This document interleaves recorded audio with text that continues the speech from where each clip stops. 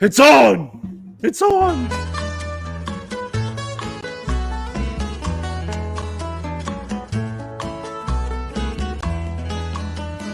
Guantanamera, Guajira, Guantanamera, Guantanamera, Guajira, Guantanamera. Yo soy un hombre.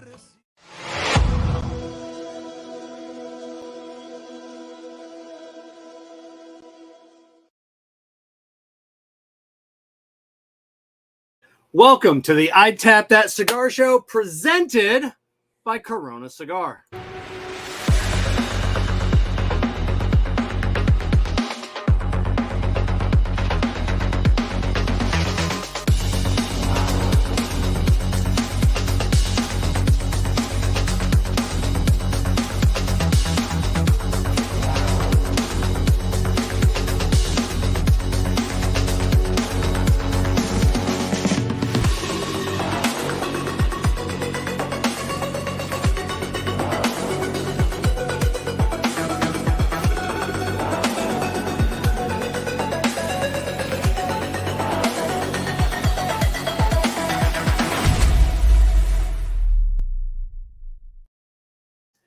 All right, Kerr, I fooled you. I told you we weren't doing something. We did it.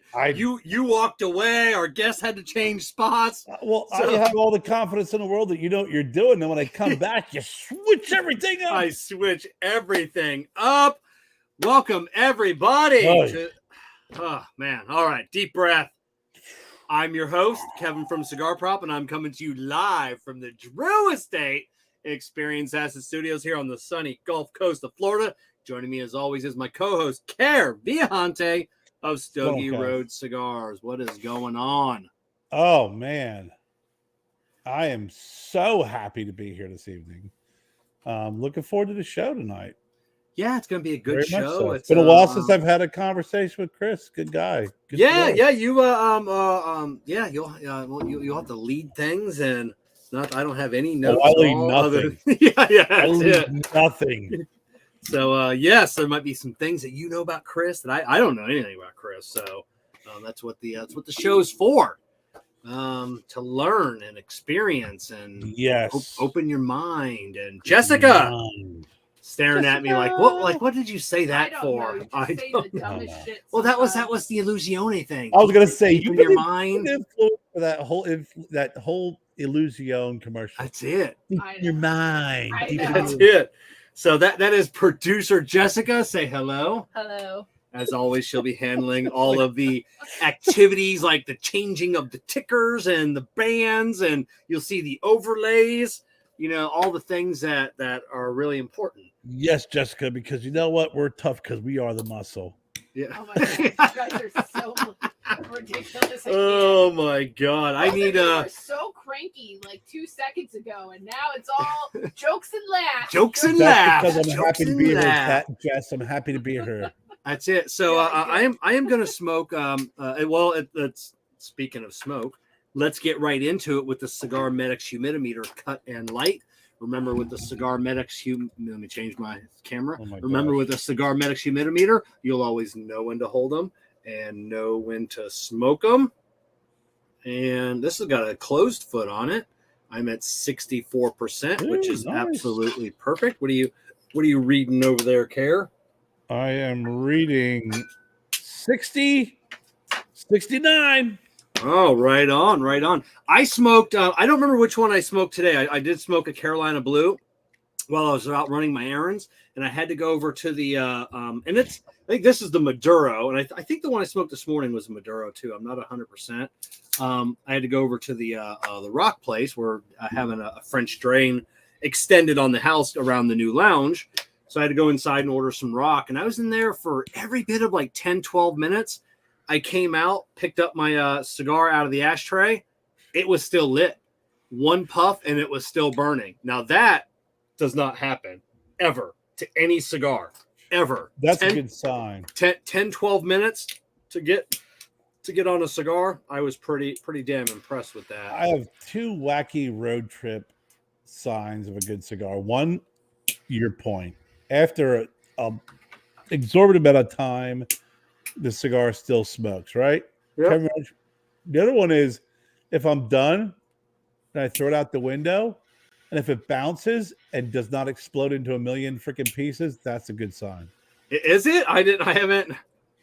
I've had some cigars where if I throw it out the window and it hits the ground and it just turns into like you just hit a tumbleweed, that's crappy construction. And usually during that smoking deal, you're like, this is gonna freaking explode. Other ones you're like, I'll throw it out the window. If it hits someone's window, it may crack it. You know, since we're throwing out taglines, I'll throw out another tagline. Kerr, only you can prevent forest fires. Okay, just me. You throwing your lit cigars out of a moving window vehicle? I didn't say it was lit, Kevin. Oh, okay. Jessica, keep him in line, please. Yeah. He's like a freaking arsonist. Listen, if I could keep him in line, things would be a lot different. You're smoking, Kevin? I am smoking the Maduro. I think it's the Maduro. It is the Maduro. It had a closed foot on it. Okay, you got to say Maduro one more time. Hold it up to the camera. Oh, there you go. It's red. I'm smoking the Maduro. It's the Maduro. I got to get the paper. Oh, you and I are smoking the same one, Kerr. I think this is the Maduro, isn't it? It's the it's got a red band with blue. No, Chris is red. He's oh, okay. Oh.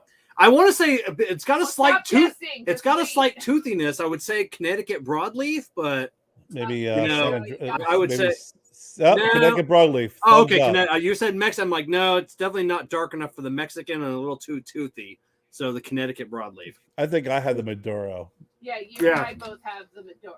Yes, Jessica and you both are smoking the Maduro, the same one. So the Connecticut. No, broadleaf. is this Sumatra? No, God, what the heck? I don't know. Well, you know what? It's instead of taking cues from across the room, let's just ask the guy. Let's just ask him. So before we bring on our guest tonight, that will be happy to answer any of these questions we may have instead of thumbs up, thumb down playing charades. We want to thank all of our sponsors for making this show happen each and every week. JC Newman Cigars, CigarMedics, Amendola Cigars, We Are the Muscle, Veritas Cigars, Illusione Cigars, deep in flavor, deep in your mind. K by Karen Berger Cigars, Corona Cigar, and of course, Drew Estate and Experience Acid. Yes.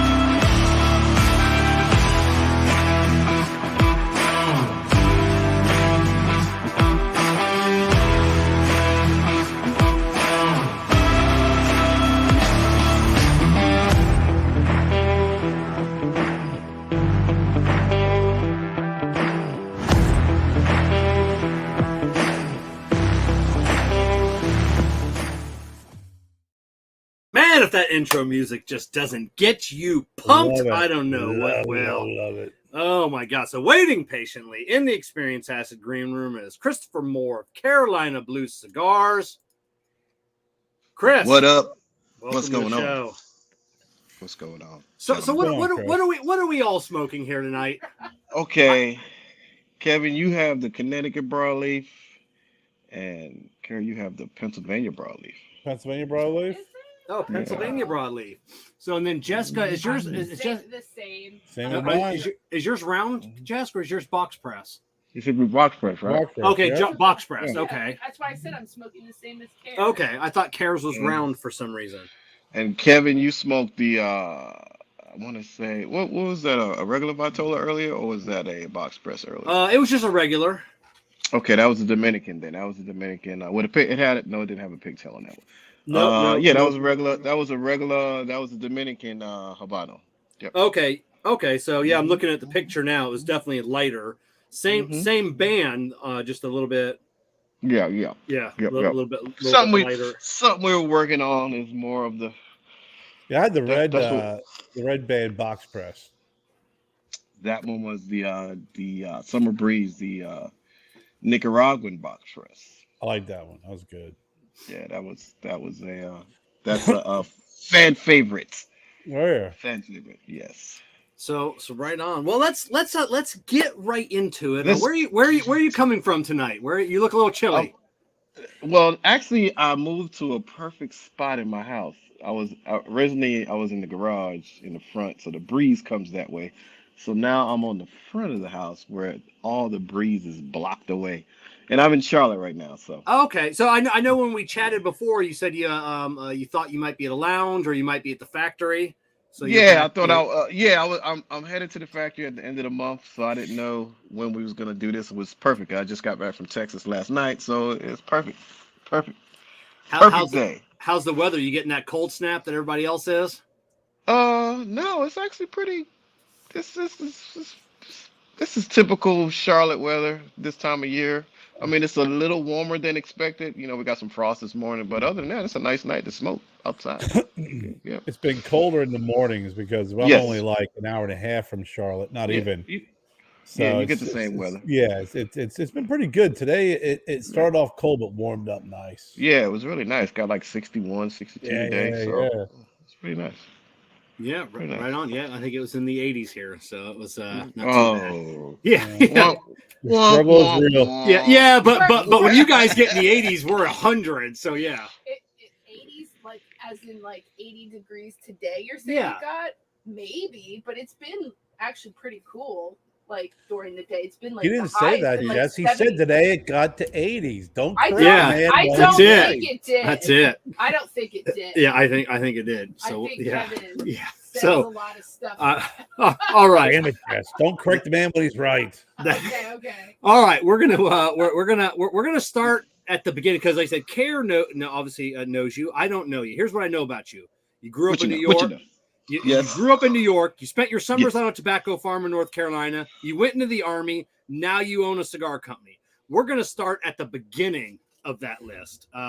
Jessica grew up in New Jersey, probably not too far away. So where in New York did you grow up? In Queens. Queens. Yeah. Jessica, you know where that is? Yes, I know where that is. Okay, I don't know. I don't know. I lived in Manhattan and Brooklyn, and my sister lived in Queens for a few years. I have family all over the place. There you go. Okay. Yeah. So Okay. It's part of the 5 boroughs. Part of Yes. the 5 boroughs. yeah.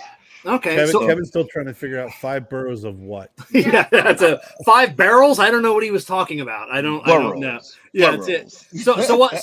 So what brought the family? Where did the family how'd they get to New York? What was that Well, my father's he's a North Carolinian, as they say, or so his family was from the eastern part of the state. Mom was from New York. So, you know how it is when your kids, they ship you off in the summer Mhm. and have you do stuff with your grandparents. And Okay, so yeah, the grandparents is where you spent. So yeah, that's our next that's question. the whole, What yeah, was yeah, the exactly. tobacco? So tell us about that. A tobacco farm, and as adults, we're like, man, that's cool. As a kid, But probably you're from the Well, when Yeah. you're in the South, and Kurt knows this, they need at that time that's how you make a little summer money for school or whatever you wanted to do with it. And they're right across, well, really about a mile down the road was probably some of the largest tobacco fields in that area. It was mostly curated for chewing tobacco or cigarettes. That's what North Carolina was known for. Uh, so yeah, did that and put them in the barn. It's the same process as working, for tobacco. It's the same thing. So, I mean, excuse me, for cigars. And, you have to get them curated. Then, matter of fact, where I'm at right now in Charlotte is where they bought all the tobacco to Charlotte to be, because it was one of the largest cigarette companies here for a long time in Concord. Matter of fact, the actual what I want to call it. The area is kind of still there. Nobody's there now. I don't know if anybody's there or not. I haven't been over there. I pass it often. But yeah, they used to come to Charlotte, and then or they ship it up to Virginia to the Marlboro plant, or ship it over here.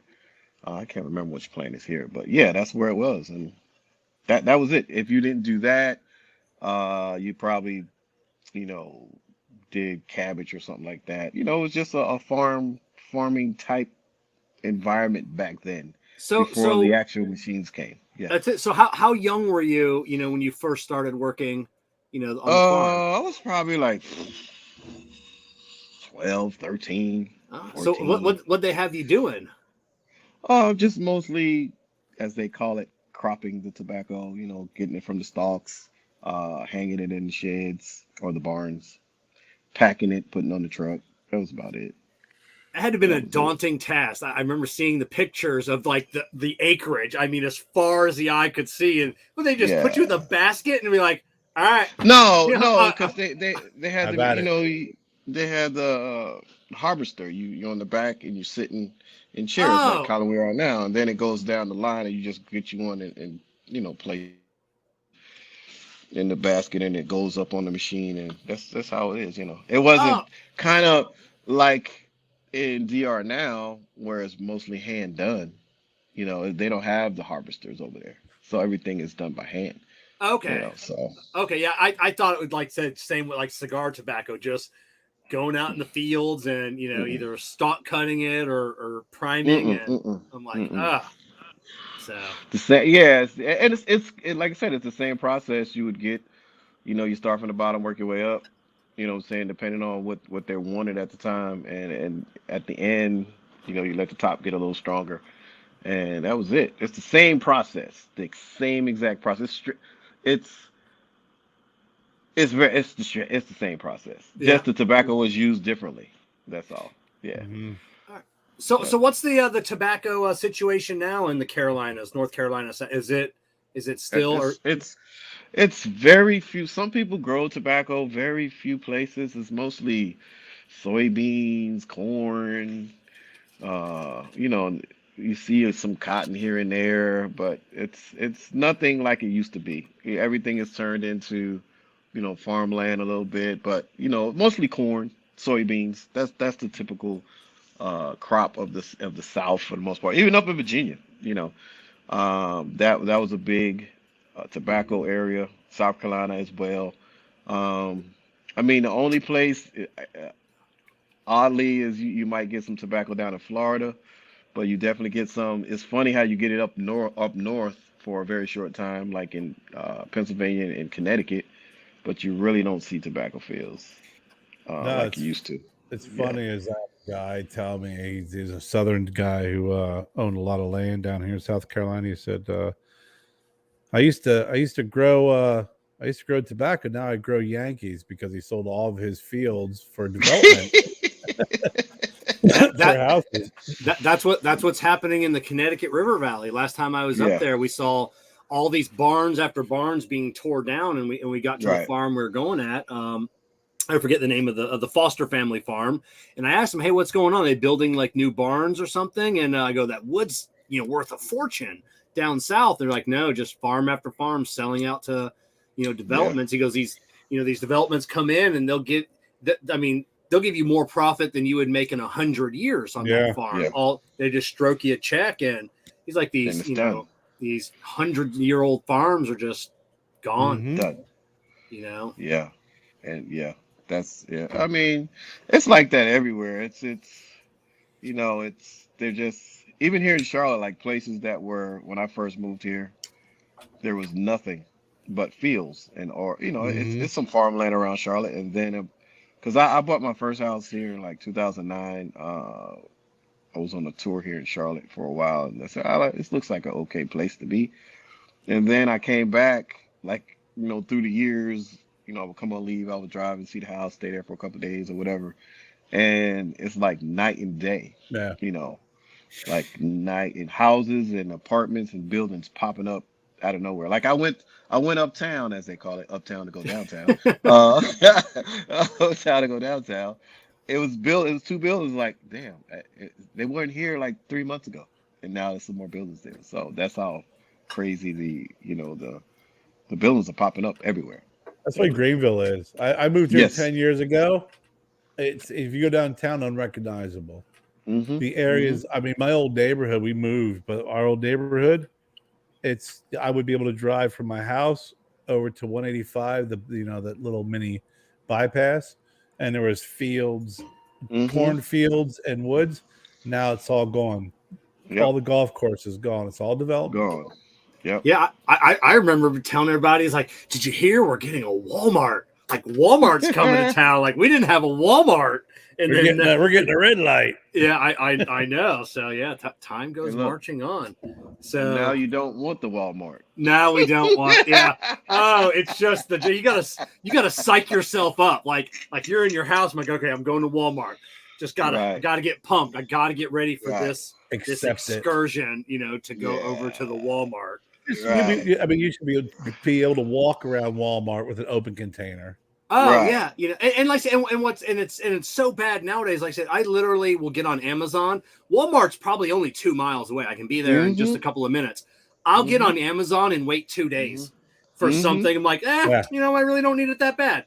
And I'm not going. Right. Just not going. Yeah, convenience. So definitely. So convenience and nonsense all at the same time. That's it. Yeah. So you go back to New York in the after the summer break. What kind of jobs did you have like growing up in New York? None. New York for kids. I actually my mom and dad moved me. We moved from New York down south, so I went to high school, junior high, in North Carolina, which was cool. Oh, okay. I'm kind of glad I did. So because you can go down a different path pretty quickly in the city. And I was getting more into sports and stuff like that, playing a lot of baseball. That was like my number one sport was baseball because I lived. Well, originally we started in the Bronx. We actually stayed in the Bronx for a while. Then we moved to Queens. So I was like maybe 10 blocks from Yankee Stadium. So I was a big Yankees fan, which I still am in a sense. And yeah, that was the thing. Just want to go to Yankee Stadium, play baseball. So we used to play baseball in the schoolyard. So that was big. And then I moved down south. And, I got into football, got into track and stuff like that. So that kept me busy through high school. No basketball in North Carolina. Well, I played basketball. It wasn't I'll say that's my third best sport to play. I did play all three while I was in high school, which is great. Went to college for like a year or so. And then I joined the military. So what was the... That's where we'll go next. Why? So you're in college for a year and just wasn't. Did you have family? I mean, a long lineage of military family, or did you? A recruiter? I did go to. It was like, all right, I'm gonna go to college. I was like, I can go to college. They gotta, accept it. I'm like, let me try it out. But I always wanted to go to the military. So I watched my uncles go to the military. That's kind of where. My dad was in the military. My grandfather was in the military. My mom's dad was in the military. Some more. It was just I just have a family full. So my actual reason I wanted to go because as a kid I loved GI Joe. Yeah, I was a GI Joe fan. Plus, then I had a real life GI Joe and my uncles. So I'm like, I'm going to the military. So then when I got to school, I went to Fayetteville State, and it's right outside of Fort Bragg. And when I got there, I'm like, who are all these guys taking the women? You know what I'm saying? I'm a freshman, like, what the hell is going on? They all got cars, and I'm walking around, So I'm like, I'm going to the Army. I'm out of here. Get me a fast car and a fast woman. Yeah, I'm like, but it's like, I didn't really, I wasn't ready for college life in a sense. I needed some more structure. So I have to thank the military for giving me more structure, and I wound up finishing school while I was in the military, so that was a good thing. Good for you. Were you stationed in Fort Bragg? I was. That was my first duty station. I came back. That's where my son is. Yeah, it's where our son is in Fort Bragg. Okay. Yeah, I did go back to. I went back to the campus in my car. Yeah. So what was your MOS? What'd you do in the? Well, when I first started, started at 11 Bravo, then I went to 63 into maintenance.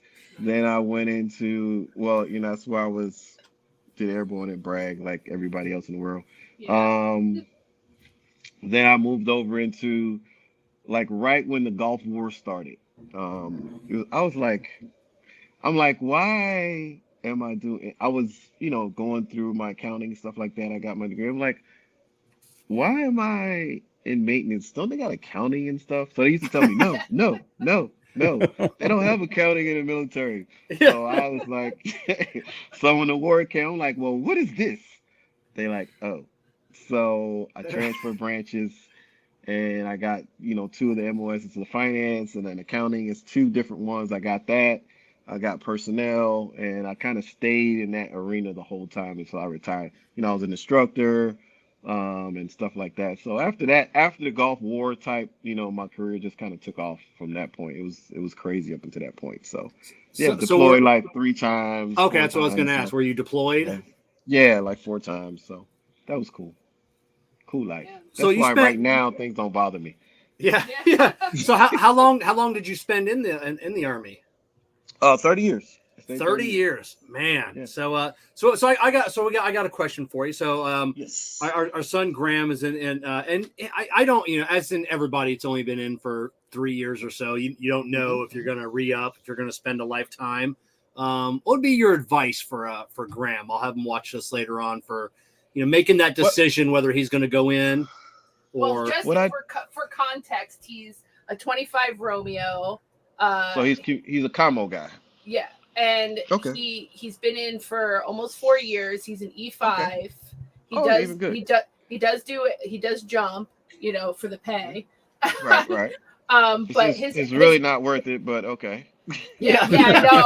He literally just told me today. He goes, I'm a few behind. He goes, honestly, I just feel like I'll just pay them the money I owe them. He goes, I don't really feel like doing this shit to my body anymore. Yeah. So he's already set up for getting disability once he gets out. Yeah. I mean, it is.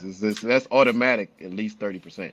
Also, he's doing his degree. He's also doing his degree while he's serving as well through Penn State. So he's perfect. So he's on the right track, I feel.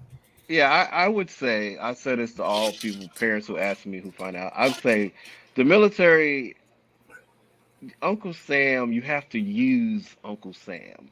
And what I mean by that is whatever you enjoy doing, whatever your life passion is, use Uncle Sam to get it. Like he's in commo, they do IT, whatever. If you like mechanics, do that to get as many certifications as possible because they'll give it to you for free. Yeah, and he's done that. Yeah, and if you can do other things along the way, like maybe teach it or whatever, and as you go, as you get further along, then decide if your first 10 years just fly by, stay another 10. Because at the end you get paid until you die. So right. what I tell them, which I wish I would have known when I was like an E4, E5 is, we have that investment program, the TSP. And if long as he keeps just doing that the whole time and he can get out and start another business because they help you do that when you retire. He did that. And then also when he went overseas, he did they matched the pay that he put in. Right. So he's done well. I would tell him like, use Uncle Sam to get everything you want. Okay. So you mentioned something. They'll help you start a business. What is that? Yeah. So how does that work? At the end of the like when you get retired, they got a program called Boots to Business. I actually took it too. So it's they encourage veterans to start their own businesses. So with the government, you're the government gets contracts mostly from minority owned business or veteran owned businesses. That's what they look for first when they contract whatever it is or whatever they buy. So that's the first stages of how they do things. They cater to those 25% of the budget for for purchasing is for those type of businesses. So they help you start whatever type it may be. He's in communications, so whatever that may be, or say if you have a graphics arts company or whatever, and you're a veteran and you have something that the government wants, they will go to you. You get certified within. You'll get certified within the government, and they'll pull you into their program. So when the purchasing agent looks for something to buy, your name will pop. Your company will pop up first. It's like they'll look for all those companies, and if they don't have, if none of the companies have what they want, that's when they go to like Amazon or whatever. Amazon is the last option, or whomever it may be for whatever they want. So, yeah. So the cigar, they're a big call for the government wanting cigars. I was just going to ask that. How that? I'd be like, hey, So when you go Pentagon, they actually do, like, all the stores. They have stores called AFIs, which is like the Army's 7-Eleven, so to speak, or QT if you want to call it like that. The cigars are in there. They have humidors. So. Yeah. If I haven't approached that yet, but you got them all in there. You got the Rocky Patels, you got the Monte Cristos, you got all the legacy companies are in there. And a lot of them, because we were talking with Robert Holt of Southern Drawl Cigars, and I think he said he goes through J.C. Newman, who like J.C. Newman is who stocks like the AFI, so a lot of a lot of the manufacturers will send them to J.C. Newman, and they stock it. And, just so you know, what's that? There was a question, but I don't know where this falls in your question. Okay, so we'll talk about that here in a little bit. Okay. So Charlotte Cigar Week, right on. We'll dive. We're still trying to say that Rocky Patel never served in the military, but Chris did. So we got to get. Yeah, we got. I mean, it's all it's just what people want, because you think about it. If you think about soldiers in general, until you get up in rank a little bit, you E4, E1 through E5 is really not thinking about smoking a cigar. You're talking about the old timers who've done it for a while. They sit around, and you got people coming in now on the golf course or whatever. So it's not like it's all. The humidor is probably 300 square feet maybe. And it's everybody's in there, so they just get a bunch of bundle stuff or the Rock Hotels or whatever, and they smoke. So until you get a location that really likes to smoke, then they sell a lot. But for the most part, like, that's why you have a couple of brick and mortars outside of bases. So people will go outside and buy with it because they can find more. But it's something that you will always get restocked, because you're gonna pretty much fill every base in the United States and abroad that has a humidor. They're gonna fill it. So you're talking about thousands of boxes, and it doesn't have to be the best stuff. It could be some of the mid, because most of the soldiers don't know what they're smoking anyway. So, but they filling what they want. Yeah, it's a great lounge I love going to whenever I'm in Clarksville, Tennessee. Is Screaming Eagle over there by the 101st Fort Campbell. Fort Campbell. Yep. One of my favorite lounges in the country, Screaming Eagle. Absolutely fantastic place. And like I said, and last time I was in there, and it was a soldier had come in and just walked straight to the back, and there's a couch in the back room or the back, and he just laid down, took a nap. And then it was like an hour and a half later, the manager, his alarm went off, and he went and woke him up like, "Hey, it's time to go back to work." Yeah, so, he knows. Yeah, it's a safe haven. Safe haven. Just a safe haven for all those guys. So, so were you smoking? Growing up in the. Did you start with cigarettes? Was that a part of your childhood, and you went into? No, I never smoked this. Well, no, I never smoked cigarettes at all. The crazy part about it is, I really never smoked cigars when I was younger, because I was an athlete, so that was the last thing I was thinking about smoking. But when I went in the military, I actually grabbed I said, you know what?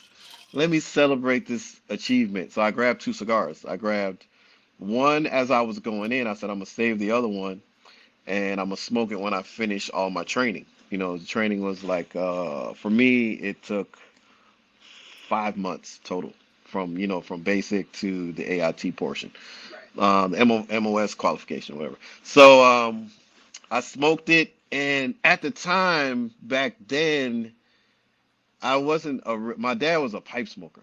My dad smoked pipe. He smoked cigars, but he smoked more pipes. So I wasn't really in tune to, back then it was probably White Owls. It was probably some Cohibas running around, some Monte Cristo, just the money, the older ones, the Cohibas, and I didn't really know about those, but I knew what they were. So I just grabbed let me grab some Coronas off the shelf, small ones. I didn't want anything big. So I happened to grab the wrong type of cigar. I grabbed a machine-made cigar.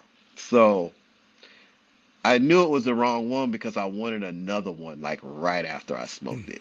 Yeah. I'm like, this is like a black and mild. You know what I'm saying? So I'm like, why do I want another cigar? Like I was like wanting and I was like, eh. So the funny part is when I was starting to retire and packing up my stuff, I found the second one in the trunk. Oh, did you? Yeah, like 30 years later. Oh my God! Did you smoke it? Hell no. I'd have had to have smoked it. Yeah. It was probably hard as a rock. Yeah, it was. It just crumbled. I took it out the cellophane and it just crumbled to pieces. I was like, yeah, I don't think this is. And now I know, and So you're packing up. You're leaving the military.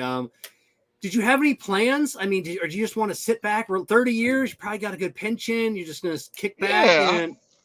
My thing, what I want to do, because I love to play golf. I had an injury, so I haven't played in a couple of years. But I played golf like every day for like 10 years. Everybody knew where I was at.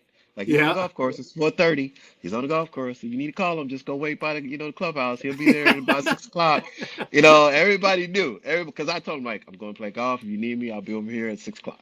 So everybody knew. So I was like, you know what?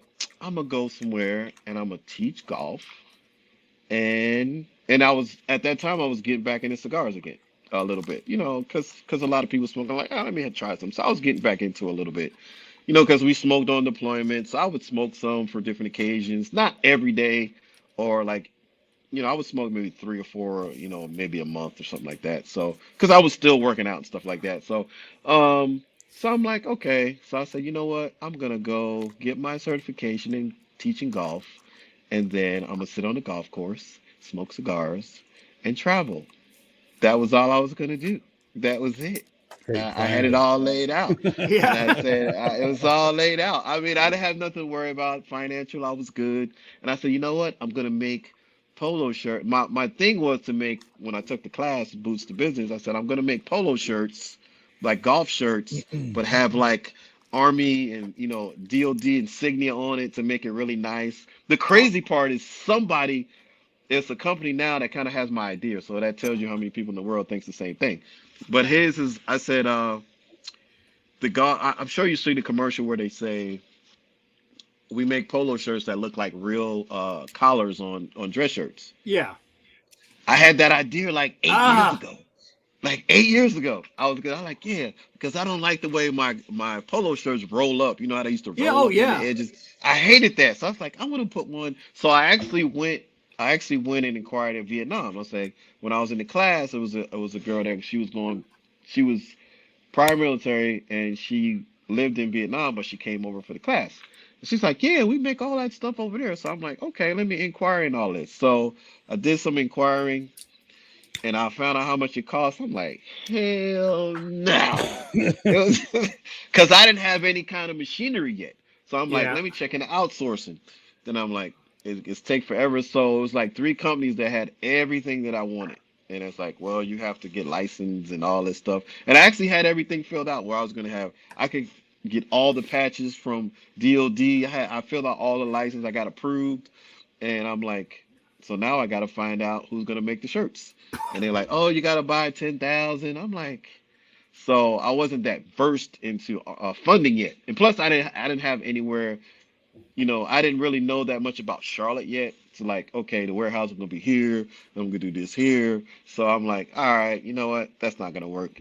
So, after I retire, I go to DR, visit family, and they're like, hey, yeah, I was playing in golf. I was playing in golf tournaments over there in DR. It was like, hey, I didn't know you played golf that much, because they would see my Instagram and Facebook page posts, trophies and this. Why don't you get back into cigars? Why don't you get back into tobacco? I'm like, are you crazy? This was like 2015. Like, Okay. I was like, are you crazy? I'm not doing that. I was like, I used to work in this stuff. Why would I want to like do that after all of these years of dealing with people? It's like, yeah, get into it. I think it'll work. Don't do it so big. Just kind of, sell them to your golf friends. I'm like, eh. So at that time, the same time, I was, playing with the shirt business at the same time, and I'm like, uh. Uh, so the shirt business didn't really pan out. So I said, let me see what this cigar thing is about. So then I would go, I would go visit a bunch of lounges, and then I knew some lounge owners, and they told me a little bit more about the business. I'm like, eh. At that time, it wasn't like it is now. I mean, it was a lot, but it wasn't as many smaller companies as it is now. Oh yeah, Um, 95. Yeah, you didn't have yeah, that yeah, many. yeah. Yeah. Back then, Yeah. even 2015, it wasn't that many. Yeah. It Or was some, but it wasn't 2015. that many. Yeah. Yeah, it wasn't that many. So I'm like, okay, let me try it out. So I went back to DR. I'm like, okay, let's see what this is about. So I hooked up with my smaller factory, which was Chico Dela Cruz factory, and he kind of worked for some bigger brands like Monte Cristo, LFD, and all those guys. So he was well known for a small factory. I'm like, all right, let me try it. Let's make some. So I was smoking some other. So I said I wanted to kind of taste like this, and and they said, what do you know about tobacco? So I said, well, I used to work. He said, what do you know? I said, well, I went through my whole little spiel, what I remember back then. He said, oh, you used to work in this stuff. I'm like, yeah. He's like, okay. So then we went through the whole get me back acclimatized in tobacco. So we would go smoke plumes and all this stuff. And I'm like, okay. I said, okay, okay. So he said, what do you like? So I was naming some of the stuff that I liked. He's like, oh, you like the different stuff. You don't like the like everybody else. I'm like, nah, I like, stuff that suits, my body. Everybody. I said, you can find Monte Cristos everywhere. I don't want that. So he's like, okay.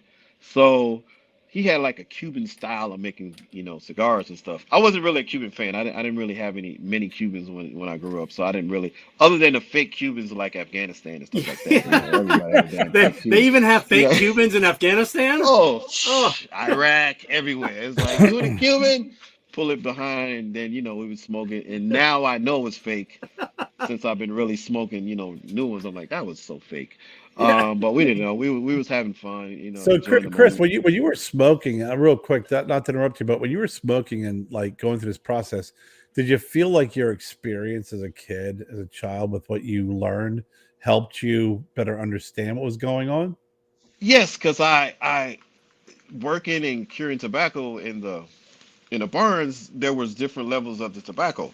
So as I was smoking, and even though I didn't smoke it, the smell would still get into your system. So It you would kind of kind of made like, sense. You're like looking back yeah, as a kid, going, "God, that's why they had me doing that." Yeah. right, Yeah, exactly. So then, I didn't know, the darker, I didn't know the different, because they don't say, all right, we're gonna go get some Maduro tobacco, or we're gonna go get this, the lighter, the Connecticut ones for this. It wasn't like that. Everything was just curated the same way, and it just shipped out. You know what I'm Yeah. right. saying? So I'm like, okay. So now I'm getting these smells. I'm like, damn, that smells like, so like, oh, so as I'm smelling it, and then I'm smoking, and then I'm getting more into like the Maduros and this and that, and then I'm smoking them separate. I'm like, okay, okay, okay. So then it kind of kicked in where I'm like, wow, this tobacco doesn't smell anything like it did when I was a kid, because in North Carolina, you just had corn, soybeans, or whatever, so it wasn't really a flavorful smell, Right. and so then I start going to the different barns in DR and trying different tobacco. I'm like, oh, okay, okay. Then I got some Nicaraguan stuff. I'm like, okay. So then I'm like, oh, this is regionalized. Oh, so not knowing that much about Nicaragua, but I was stationed down in like Costa Rica. Well, I shouldn't say that. I was actually down in Nicaragua, but I didn't smoke any Yeah. cigars. So, but we did have coffee and stuff. So I'm like, oh. So then it started clicking with the whole like process. I'm like, oh, this is just like agriculture. Mr. Jones, he uses this fertilizer. Mr. Smith uses that. It tastes different. His son, he got more of the sun on his side of the field. This one don't. So it all kind of came together.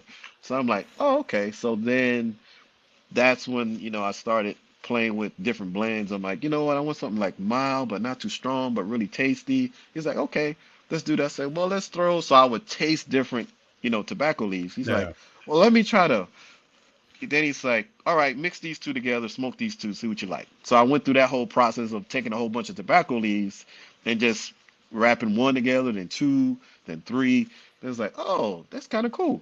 So that's how it started working. Then he took me to the next level. He's like, yes, but you can't put this many. You just have to use this percentage if you want that. And then so I'm like, oh, okay. So that's when it just started clicking. So the first 2 years for me was a learning period. My first 3 cigars. And then the quality of tobacco didn't kick in until I really got some really good tobacco. Then I got some really bad tobacco. Right. So, and then I was like, oh, this You- is what it's supposed to be like. Because my first cigar, my first cigar that, he helped me do, I'm like, this is good. You know what I'm saying? And then I got the next one, and I'm like, that first cigar was shit. Nothing makes You know what I'm saying? nothing makes you appreciate good tobacco more than bad tobacco. Yeah, I said, and I tell Yeah. everybody, my first cigar was trash. But Now- it was, now- I wouldn't. No, I'm not gonna say it was trash. I'm not gonna say it. Yeah. It wasn't. It wasn't. It was made for what the tobacco that I had. Yeah. So- It's like they say, you learn more from bad managers than good managers. It's like I Right, learned more right. from having a bad tobacco than good tobacco. Now, So when you we say went- your first cigar, so is this a cigar you're selling? Or Yeah, okay, I actually had my first customer was Teller Smoke here in Charlotte, Preston's shop. Preston used to be a small, Preston. Yeah. When he was in the corner up at the Epic Center. Yeah. So that was my first cigar. And, it's like, all right, it's cool, So I'm like, oh, it's good. So not until later, I had some logistical issues with that tobacco, and then I started doing everything myself, like purchasing and all that stuff. So that's when I'm like, no, I want this tobacco right here. This don't talk, we're not talking about that priming. We want this one. So he's like, you know about that? I'm like, yeah. I'm like, I don't want that. So then the next cigar that came out was like, shot me out. That's when we got into like Yeah. Casa del Monte Cristo here in J&R Cigars from that second rotation of cigars. So, and the thing about that one is, even though Chico could really, really blend and roll cigars, the demand for the cigars or the lots that we were buying, we couldn't duplicate the quality of tobacco that we were getting. Because I was small and not knowing, like, man, you got to buy 10 bales. I'm like, Yeah. I'm not buying 10 bales of tobacco. I can only, afford at the time maybe 2 that's like bales, buying 10,000 shirts. I mean, it's exactly. essentially Yeah. the same thing. Yeah. Correct. I'm like, I'm just a small. I'm not trying to. And then that's when Monte Cristo and demand started happening. I'm like, damn. So the thing that I learned is like from that, I'm like, wow, I need somebody who grows their own tobacco.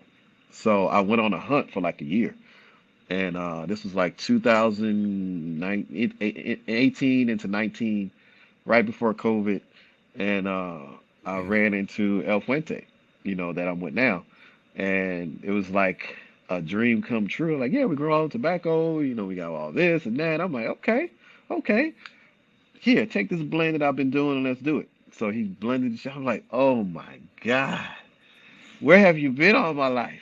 And that's where we are today. So it's like so I what- call him the cigar bakery. That's great. I'm sorry. Kevin did give out the tobacco to t-shirt to polo shirt ratio. Yeah. Yes. Yes. Yeah, he did. He did. So what's happening to your business in this year?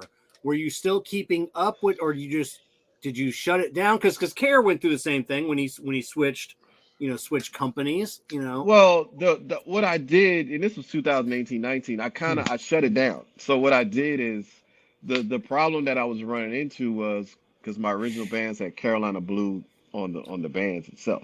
So I would go to different states like, oh, this is that Panther cigar, or this is that Carolina Tar Heel cigar, because it said Carolina on it. So people was giving me familiarization of what it said, other than. So I'm like, okay, I'm gonna fix this. So I went into the search mode of the new factory and redesigning the brand, just relaunching the brand. So that's how the bands came out now. It's like CBC. So if I said, hey, give me that Carolina, can you find that Carolina cigar for me? So when you look at it, it doesn't say Carolina Blue Cigars on it. So they're like, so I don't get that question anymore. You're like, is this that Carolina Panther cigar? I don't hear that anymore. I did recognize that because I remember when I had you on the show many, many years ago, and I smoked your cigars prior.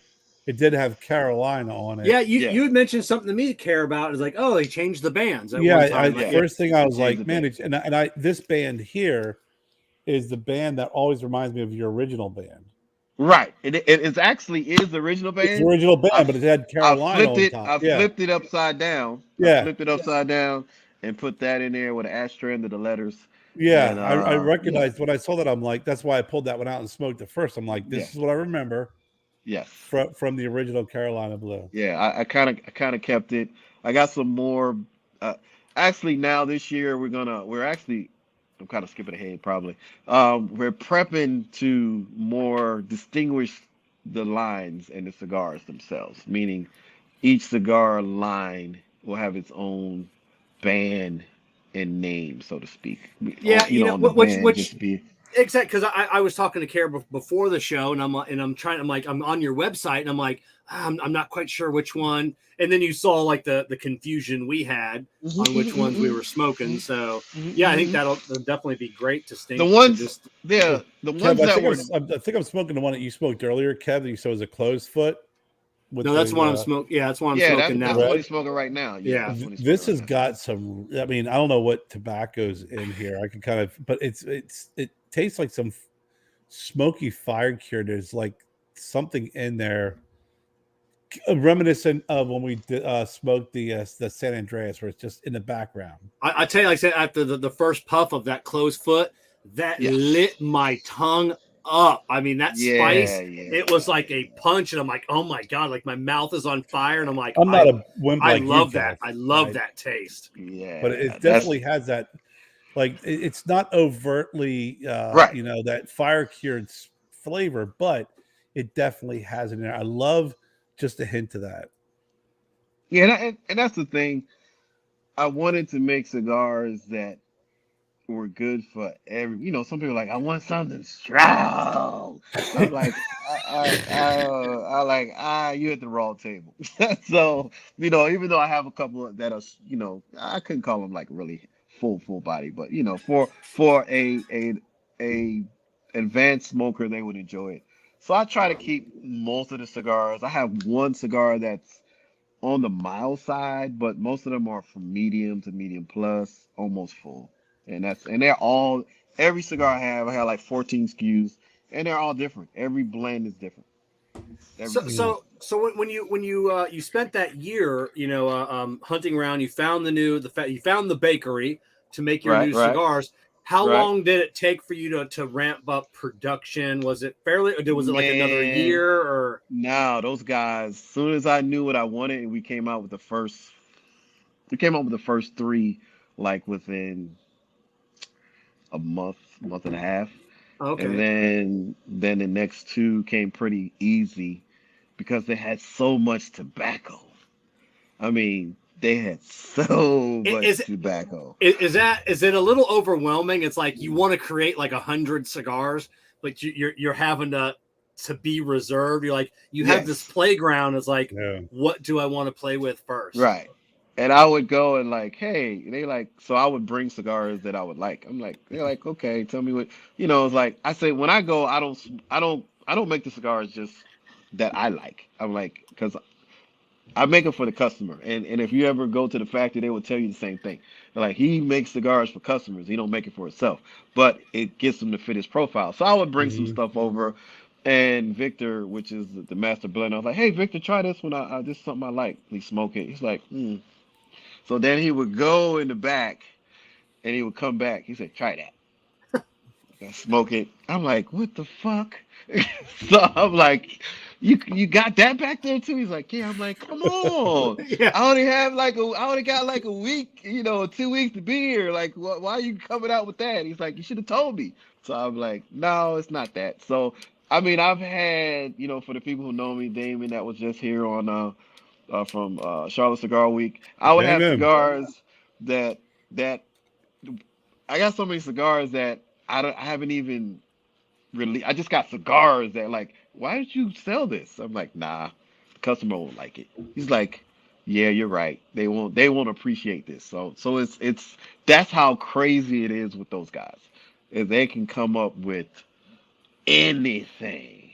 If you think outside the box, and you're like, no, I want this, change that wrapper to that. I want some Honduran, blah blah blah. Whatever you come up with, bow. It's like, all right, give me about 45 minutes, and there it Mhm. is. And Man, that's the reason why I'm there. So how your customers, your brick and mortars, like the Casa de Monte Cristo, were they welcoming? When you came back, did you have to, try and get your way back in, or? No, the thing that I guess what people appreciated about me when I first came out was even here they would say, "Man, Chris, you're the only owner that would physically come to the store and sell cigars." Just out the blue, I would just show up. All right, come on, let me help you push some cigars, and I let them know like, "Hey, I'm changing factories, I'm relaunching the brand." Even Preston at Telesmoke, I'm like, "Look, I'm relaunching. What I'm doing right now is not to my standard." So then they just worked with me. They were patient. And then when I came out, I let them try samples. I'm like, wow, you're onto something. So I'm like, yep. And that's just the beginning. So it was pretty easy for me to like go back out and hit up the previous customers that I had. Of course, some would like, because they may have had bad Yeah. experiences because right about 2019 into 20, that's when the whole world opened up for all the brands, and then, and so many people were walking in the stores and just dropping, I want you to try these, and me, I was at the factory working, getting more blends and doing that. That was my only. I said, I'm not worried about pushing out a whole bunch of cigars. We just need to have enough cigars so when all this stops, that we can sell cigars, and I want them to be good. So, But and Chris, I find you bring up a good point. You said about when you switch factories and you weren't satisfied with what was being put out, and you mentioned Preston, and Preston's a great guy, mhm. and I'm sure the folks like Preston appreciated that you were not happy with your current Yes, situation, yeah, and the fact that because guys like us, we're small, very small, right, right, brand right, owners, we got one shot. correct. And if you're making a cigar in a factory, you're working with someone who's inconsistent. It's the difference between someone's never bringing you in again, and I admire and been in your shoes and really salute that you went out to the fact to the shops that you were established with and said, I'm leaving the factory because I'm not satisfied, and all those who brought you back when you went to the new factory, that is a testament to the relationship that you were able to build with them. So they Yes, took you on your yes, word. yeah. And I let them know along the way, I was like, hey, this is what I'm trying to do. And I would, give them samples like, hey, this is what we're doing. That Yeah. nobody didn't really know the new logos and stuff. I kind of waited. I think I no, I did when I relaunched the brand, I did relaunch it in Telesmoke and in New York. So it was those guys, I kept in touch with them. I Yeah. would frequent the lounge and I would go around and like like we all know, it's about the relationships that you build. And if you're trustworthy, they'll stick by you. They'll stick by you. But definitely, when I switched factories, I went into my local shop that I'm really close with the owner. Mm-hmm. Took all the old stuff, removed it, and replaced with the new stuff, and just didn't charge. Right. Like I want the new stuff out, because I think that goes a long way with legitimizing, your vision, but really solidifying that relationship. So good for you, man. Yeah. Now you said you're giving them some samples, like Preston. Were you like, did you have another group of guys, like close friends? You're doing like some focus group, or it was just just kind of kept it tight? Me, it's probably only 2 or 3 people that I let smoke. Damon's one. Me and him. He has a palate like mine, but he's very honest about what might be good, or I shouldn't use that. What may fit the majority of the palates, or you can see why somebody would like it, or we can see why somebody wouldn't like it. So, and we would do that a lot of the times. He would probably smoke most of my new stuff first, but my thing is that I found out really quick. Some of your friends will like any damn thing that's free. Yeah. So I wouldn't give out the cigars just to anybody. I'm like, I'd rather give them to a perfect stranger and say, hey, what do you think of that? You know what I'm saying? Because oh yeah, it's good, man, and it's not. So I agree. There was a couple of cigars, from Kerr's old factory.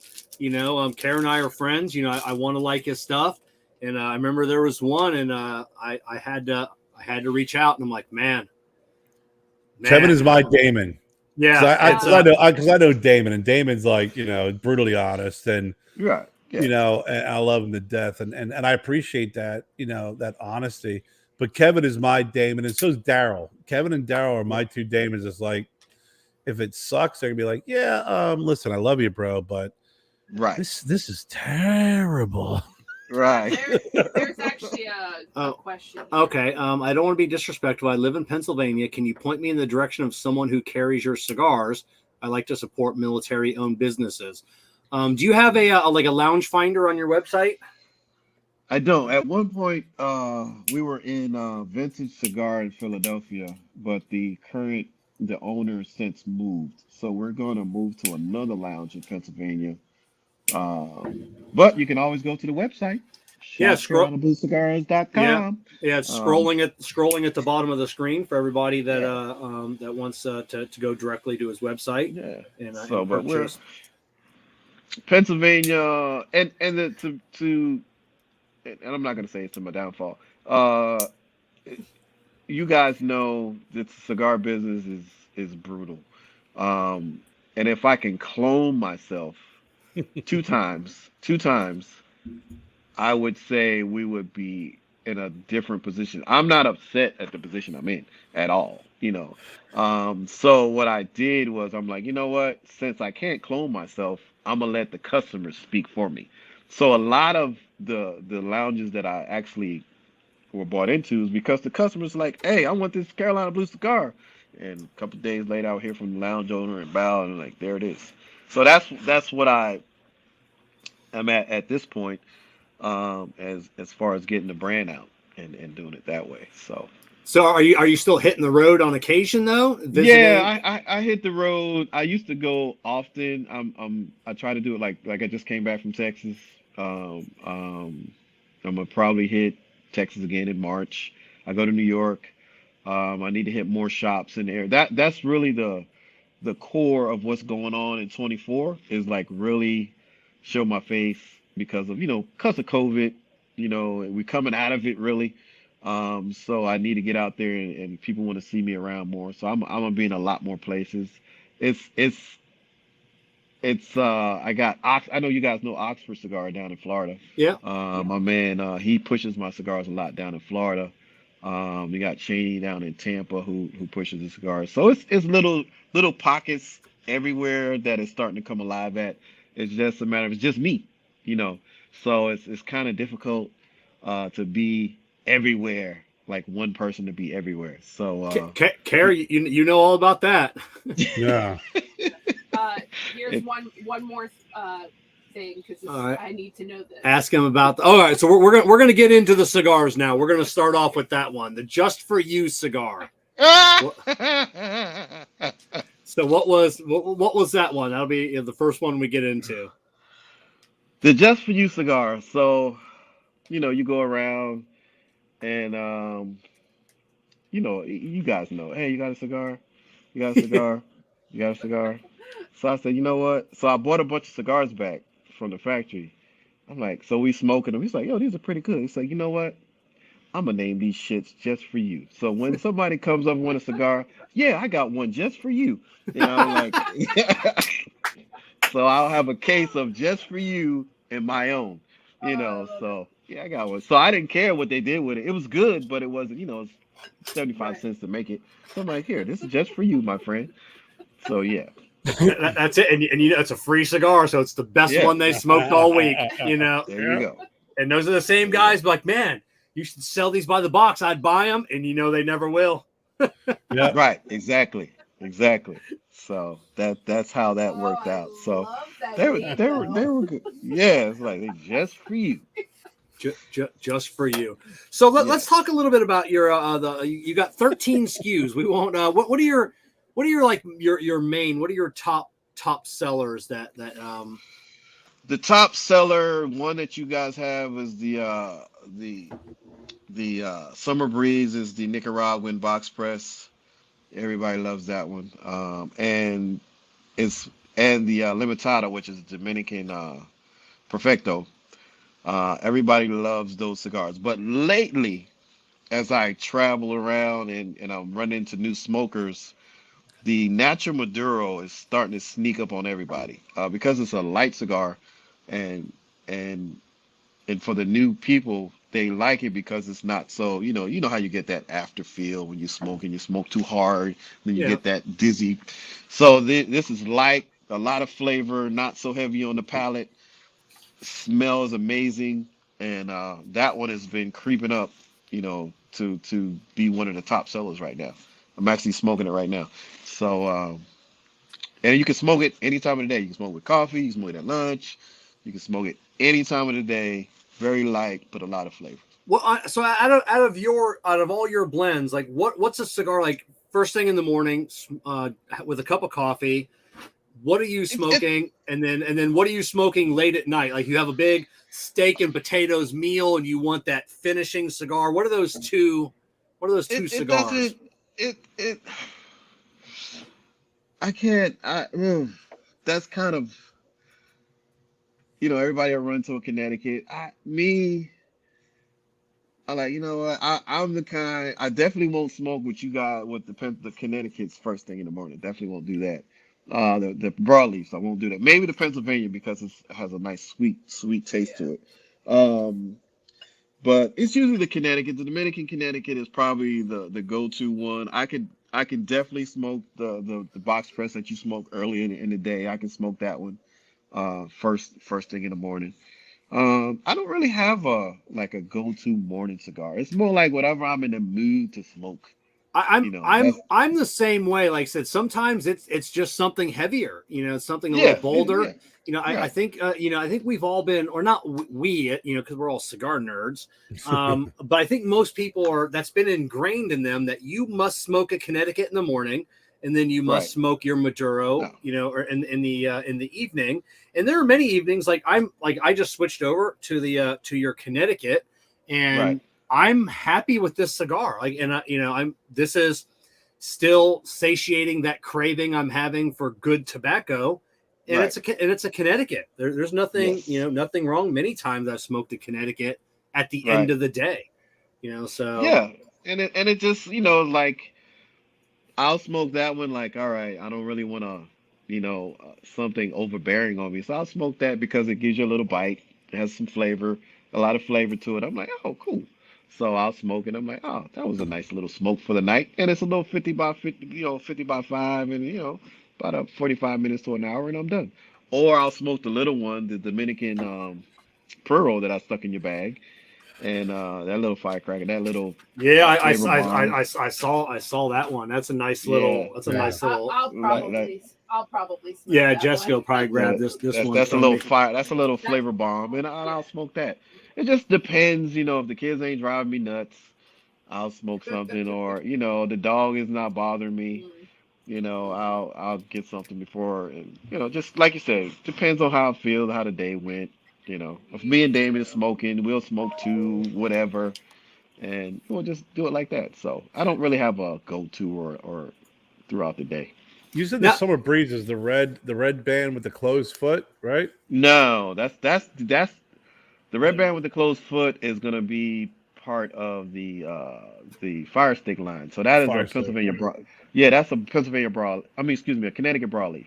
That is Okay. a unreleased cigar that you're smoking. That you got a chance to smoke. Yeah. The one that's all very smoky and delicious. Oh, Now wow. Now this Connecticut, what wrapper is this? I really like because it doesn't have that. I would probably say 90% of all Connecticut's they have that sourness on the wrapper, and I mean it's not off-putting when you get that. It's just not. But you don't get that on this wrapper. It's Ecuadorian Connecticut, but yeah, it's that's a really really good Connecticut right there. We did a really good job on that. Let the world know that my life is falling apart. All right, so this is my daughter Amber. She's coming to pick up my car because I got to fix her tire. Yeah, you're I'm already on there. Oh yeah. The world is watching you. This isn't like You are not. No, you are not in the show notes, Amber. No, What are you doing? So my life's falling apart, everyone. okay, yeah, It's not that bad. okay. Did you get My a key. car? Okay, I'm gonna go get it. all right. My keys are in there. It's just a tire, no big deal. All right, Where the hell are these cameras? they're everywhere. They're Okay. So, everywhere, Amber. You're not in the show notes. All right, love you. See, Kevin, I gotta come. I gotta come to your lounge, Kevin, because I want to do that in my basement. I have a huge ass basement, so I want to turn part of my basement into my own personal lounge. So I gotta come check out your lounge. Oh yeah. Plus, I'll get you hooked up with Fantech, who's doing all the exhaust systems. In there, and then they actually have for basements a fresh air system.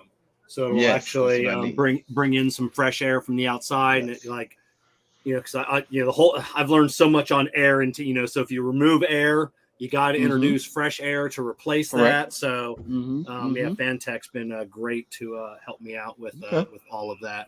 So hopefully next month or two it'll be done, and you can come hang out and we'll smoke a cigar. That'd be great. I can't wait for the lounge to be open and ready to go. That's it. So it'll be nice for sure. So I'm sorry. Did you say Ecuadorian Connecticut? I just wanted to go back to that. Ecuadorian Connecticut. Yes. So that's a pretty good or very good wrapper we got on that. Fantastic. Like I said, just none of that bitterness at all, which I like.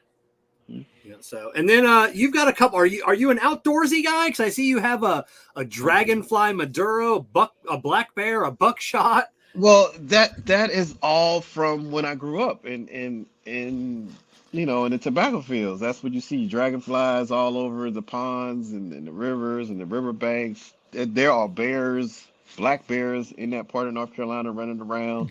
The summer breeze, working in the tobacco field was humid, but you get a little breeze. So all of that is named after the stuff that I went through, working in tobacco. And then that buckshot is this the buckshot, the little one? No, that's the Dominican Puro. The buckshot is that we have not. We're actually, I'm waiting for those to come in. We actually put those in production because everybody kept asking for them. I'm like, you might as well just make them and just keep them on production, because I only did them for the summertime, and I did it as a dare. Actually, I did it as a dare because you don't have anything full body. It's really not full body, but it's a really bold cigar on a medium plus side with a lot of flavor on it. So that's the reason why I made it. Mm-hmm. I don't think it's just me, my personal opinion. And the way I make them, why would I make something so strong that it just tear up your palate? Because after the first eighth, you're not tasting anything no more. You just smoking, what I'm saying, and you're getting a buzz. So I'm like, I'm not doing that. It's a waste of tobacco. Yeah, I agree. I agree. That's After a it. certain period, it's just it's no sense in Mm-hmm. smoking a cigar if it's going to be so peppery that it's just going to tear your tongue up, your palate up. Yeah, you're like, I love it. you I be, love a cigar yeah, that's always going to introduce itself to you throughout the cigar. That's why right. I asked you about this. I thought it was Summer Breeze. This cigar has been just a delight. This little smoky, the closed foot with the red band. You said Yeah, was released.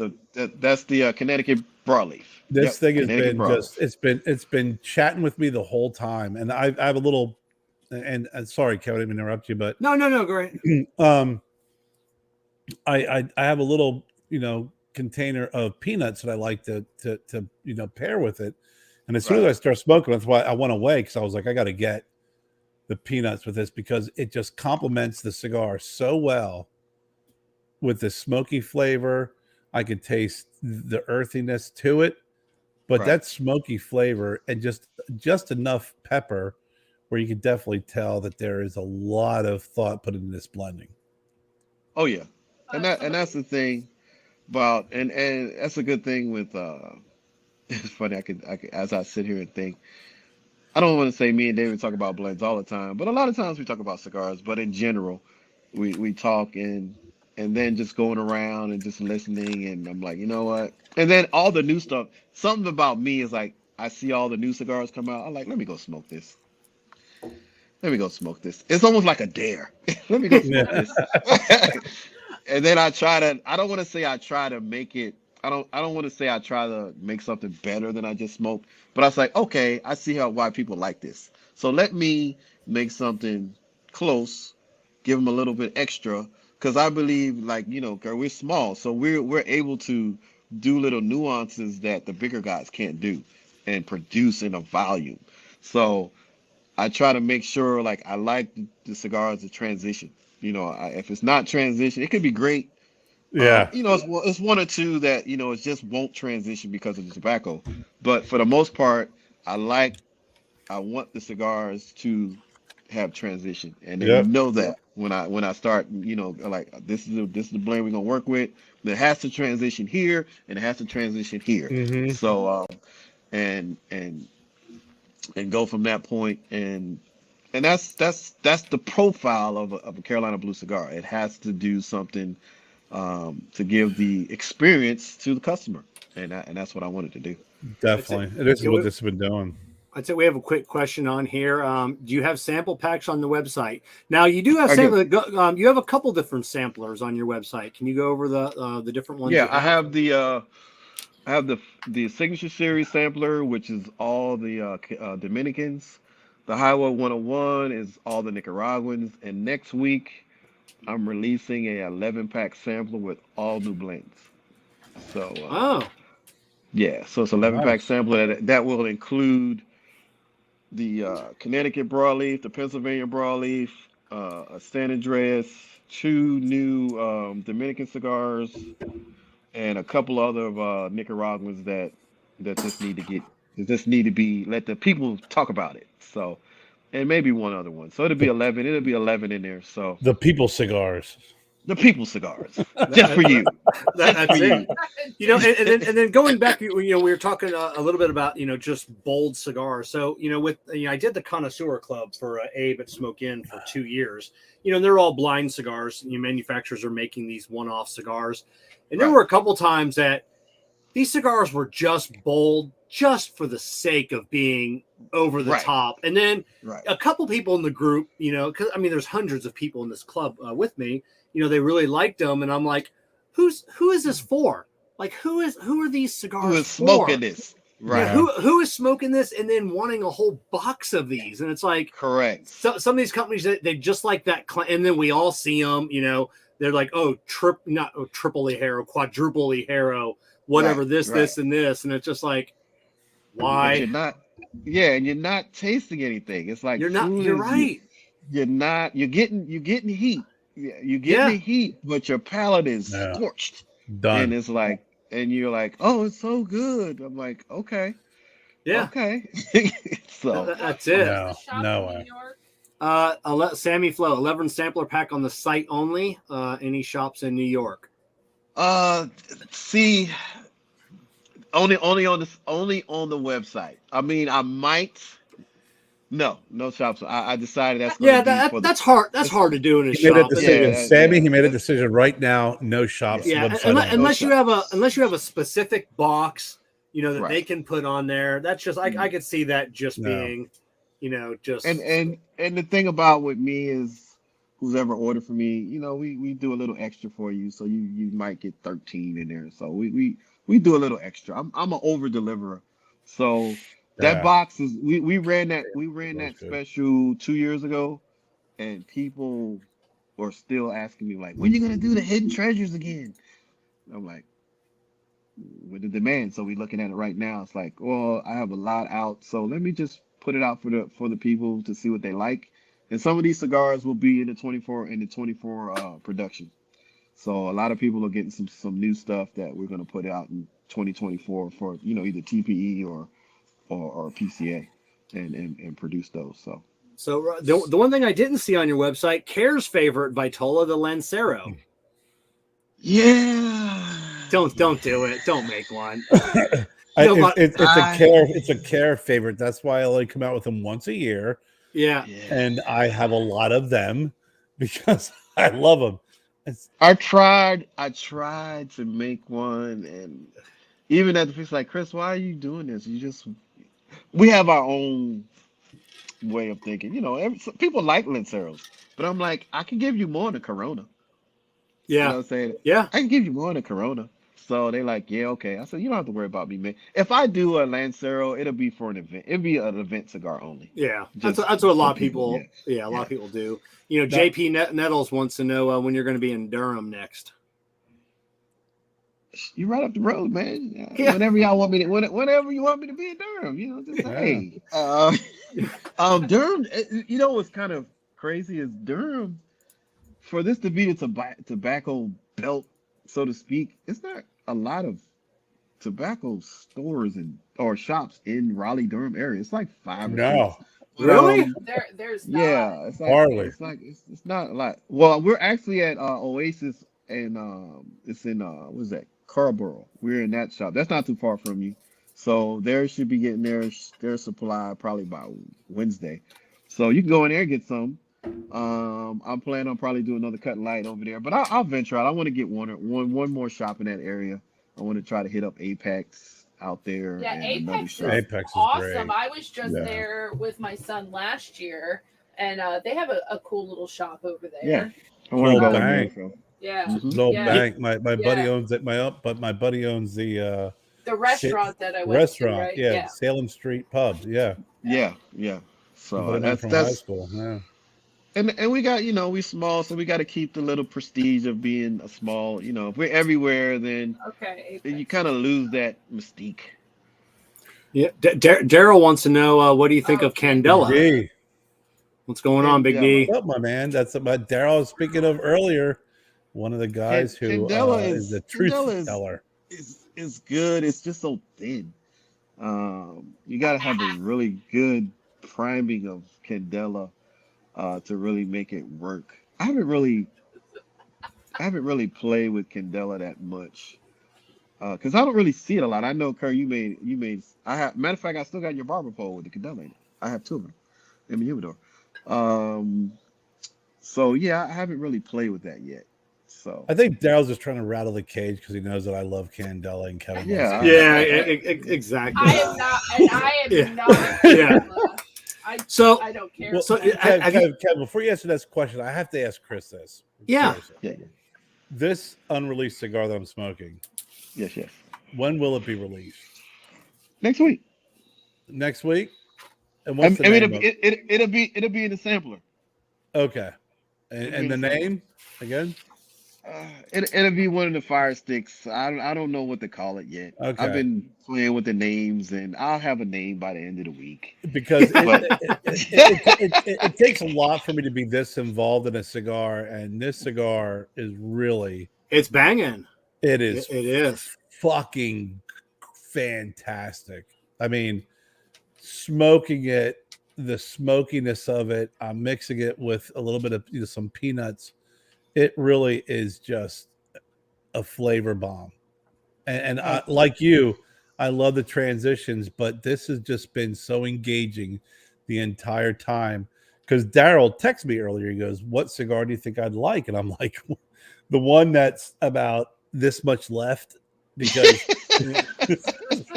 this is really, hats off to you. This is a fantastic cigar. Thank you. So Yes. So what is your quality control on the your process on like when you're getting these cigars in? You I got actually go to the factory, and okay. until I smoke it, it don't go nowhere. Okay, so And you don't have them blended and shipped to you and then smoked. You're no, at the factory. they blend it there. They like before I go, I'm like, all right, I'm looking for this.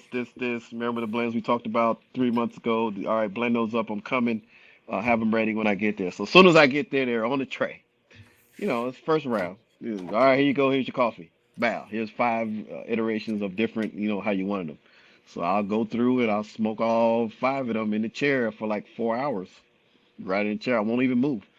I'm like, all right, we change the binder on here. We need a little bit more percentage of this on this one, blah blah blah. And then we'll keep going down and down and down. Because again, I don't have a lot of time, so we'll get it down to where it needs to be. And because they already know what I like, what my customer base is. So it's not as difficult as it used to be. So they already know, automatically. Then they'll throw 2 other ones in there. They're like, hey, try these 2 right here. So I'm like, hey, if you would change this and throw that on there, I think it'd be really good. And they would do that, and they're like, damn, Chris. I'm like, I'm smoking as the customer. So a lot of it is I would say 40% my idea. I'll say less than that. I'm not gonna take all the credit. 20% my idea, and 80% the blender, because they know, they working with it all the time. So what's your next step? So you're there for a short amount of time. You work through 1 or 2 cigars. You get them to what you think they're perfect at the factory, and then what? Do you make like a short run and then have them shipped to your house, or no? I do. If I'm going to put them in production, we're going 20,000 the first quarter, and then we're going another 15 to 20 for the cigars I have now. I can the regular, the series now. We can run those for the next 3 or 4 years. So we're those are not. If I want to keep them, we can just keep making them. So it's not a big deal. The new stuff like you have now, Connecticut broadleaf is very hard to find, and in quantity, a lot of quantity for smaller guys like me. So I might be able to run about 5,000, 6,000 to get me through, and hopefully we get a nice another wrapper for them, because the filler and the binder is easy to find. It's just the wrapper. Yeah. So we'll run a short one on those. That's why I kind of put them in sampler packs. For my bigger customers that sell a lot of cigars, I give them the option to say, all right, you can get a box or 2 or 3 or whatever. So you're on the list to get boxes. So yeah, it's nothing I really do. The only thing that I've done in a short run was the buckshots. I only did like, 500 of each, just, for the summer. But everything else is in mass quality. Mass quality. I'm not. And then, do you have a warehouse there? Or is everything being shipped to you? So what's things that? I was laughing at your intro. I'm like, damn, you got all the brethrens. We actually I'm actually just have distribution with Illusione too. Okay. So yeah, so they'll be all going to them. They'll be going to them. So what I do is I keep the sampler packs with me. I have like a big ass agent room in the basement. So I just keep all the sampler packs with me. So that, that's the DTC, direct sales to the customer, and I do those. Everything else goes out through the warehouse. Now, are you pulling cigars from the warehouse? I mean, you do a run of 20,000 cigars. Are you spot checking? I don't. I don't know how all that works. Yeah. When I go, because I trust what they do. I go and I blind, before it ships out, I go over there and I just blindly grab some from here, some from there, and just smoke them. And I'm like, okay, we're good. and, and that's it. I had a little. There was anything that's grown naturally, you're gonna run into some problems, and we only had one situation with a problem that something came out a little different. But it's like, hey, we got to fix that. I'm like, nah, don't worry about it. I'll smoke them. So don't Yeah. worry about it. So, so there's the trust between myself and Yeah. Illusione is not Illusione, but El Fuente. I don't worry about this is not the cigar I have, and even when I say, hey, the first 5,000, I might listen to the customer like, hey, that one could use a little bit more oomph to it. It'd be good. So I'm like, hey, let's just go and see. Let me see how it would be with a little bit more, Seco or Viso or whatever, some Carrillo 98 in it, whatever we're using at the time, and we'll amp it up a little bit. I was like, okay, let's use that for the end of the year and introduce that one in. So, but let's clear out all these and just see how it works. So, Yeah. All right, and then you had mentioned earlier TPE and PCA. You had mentioned me you weren't going to TPE this year.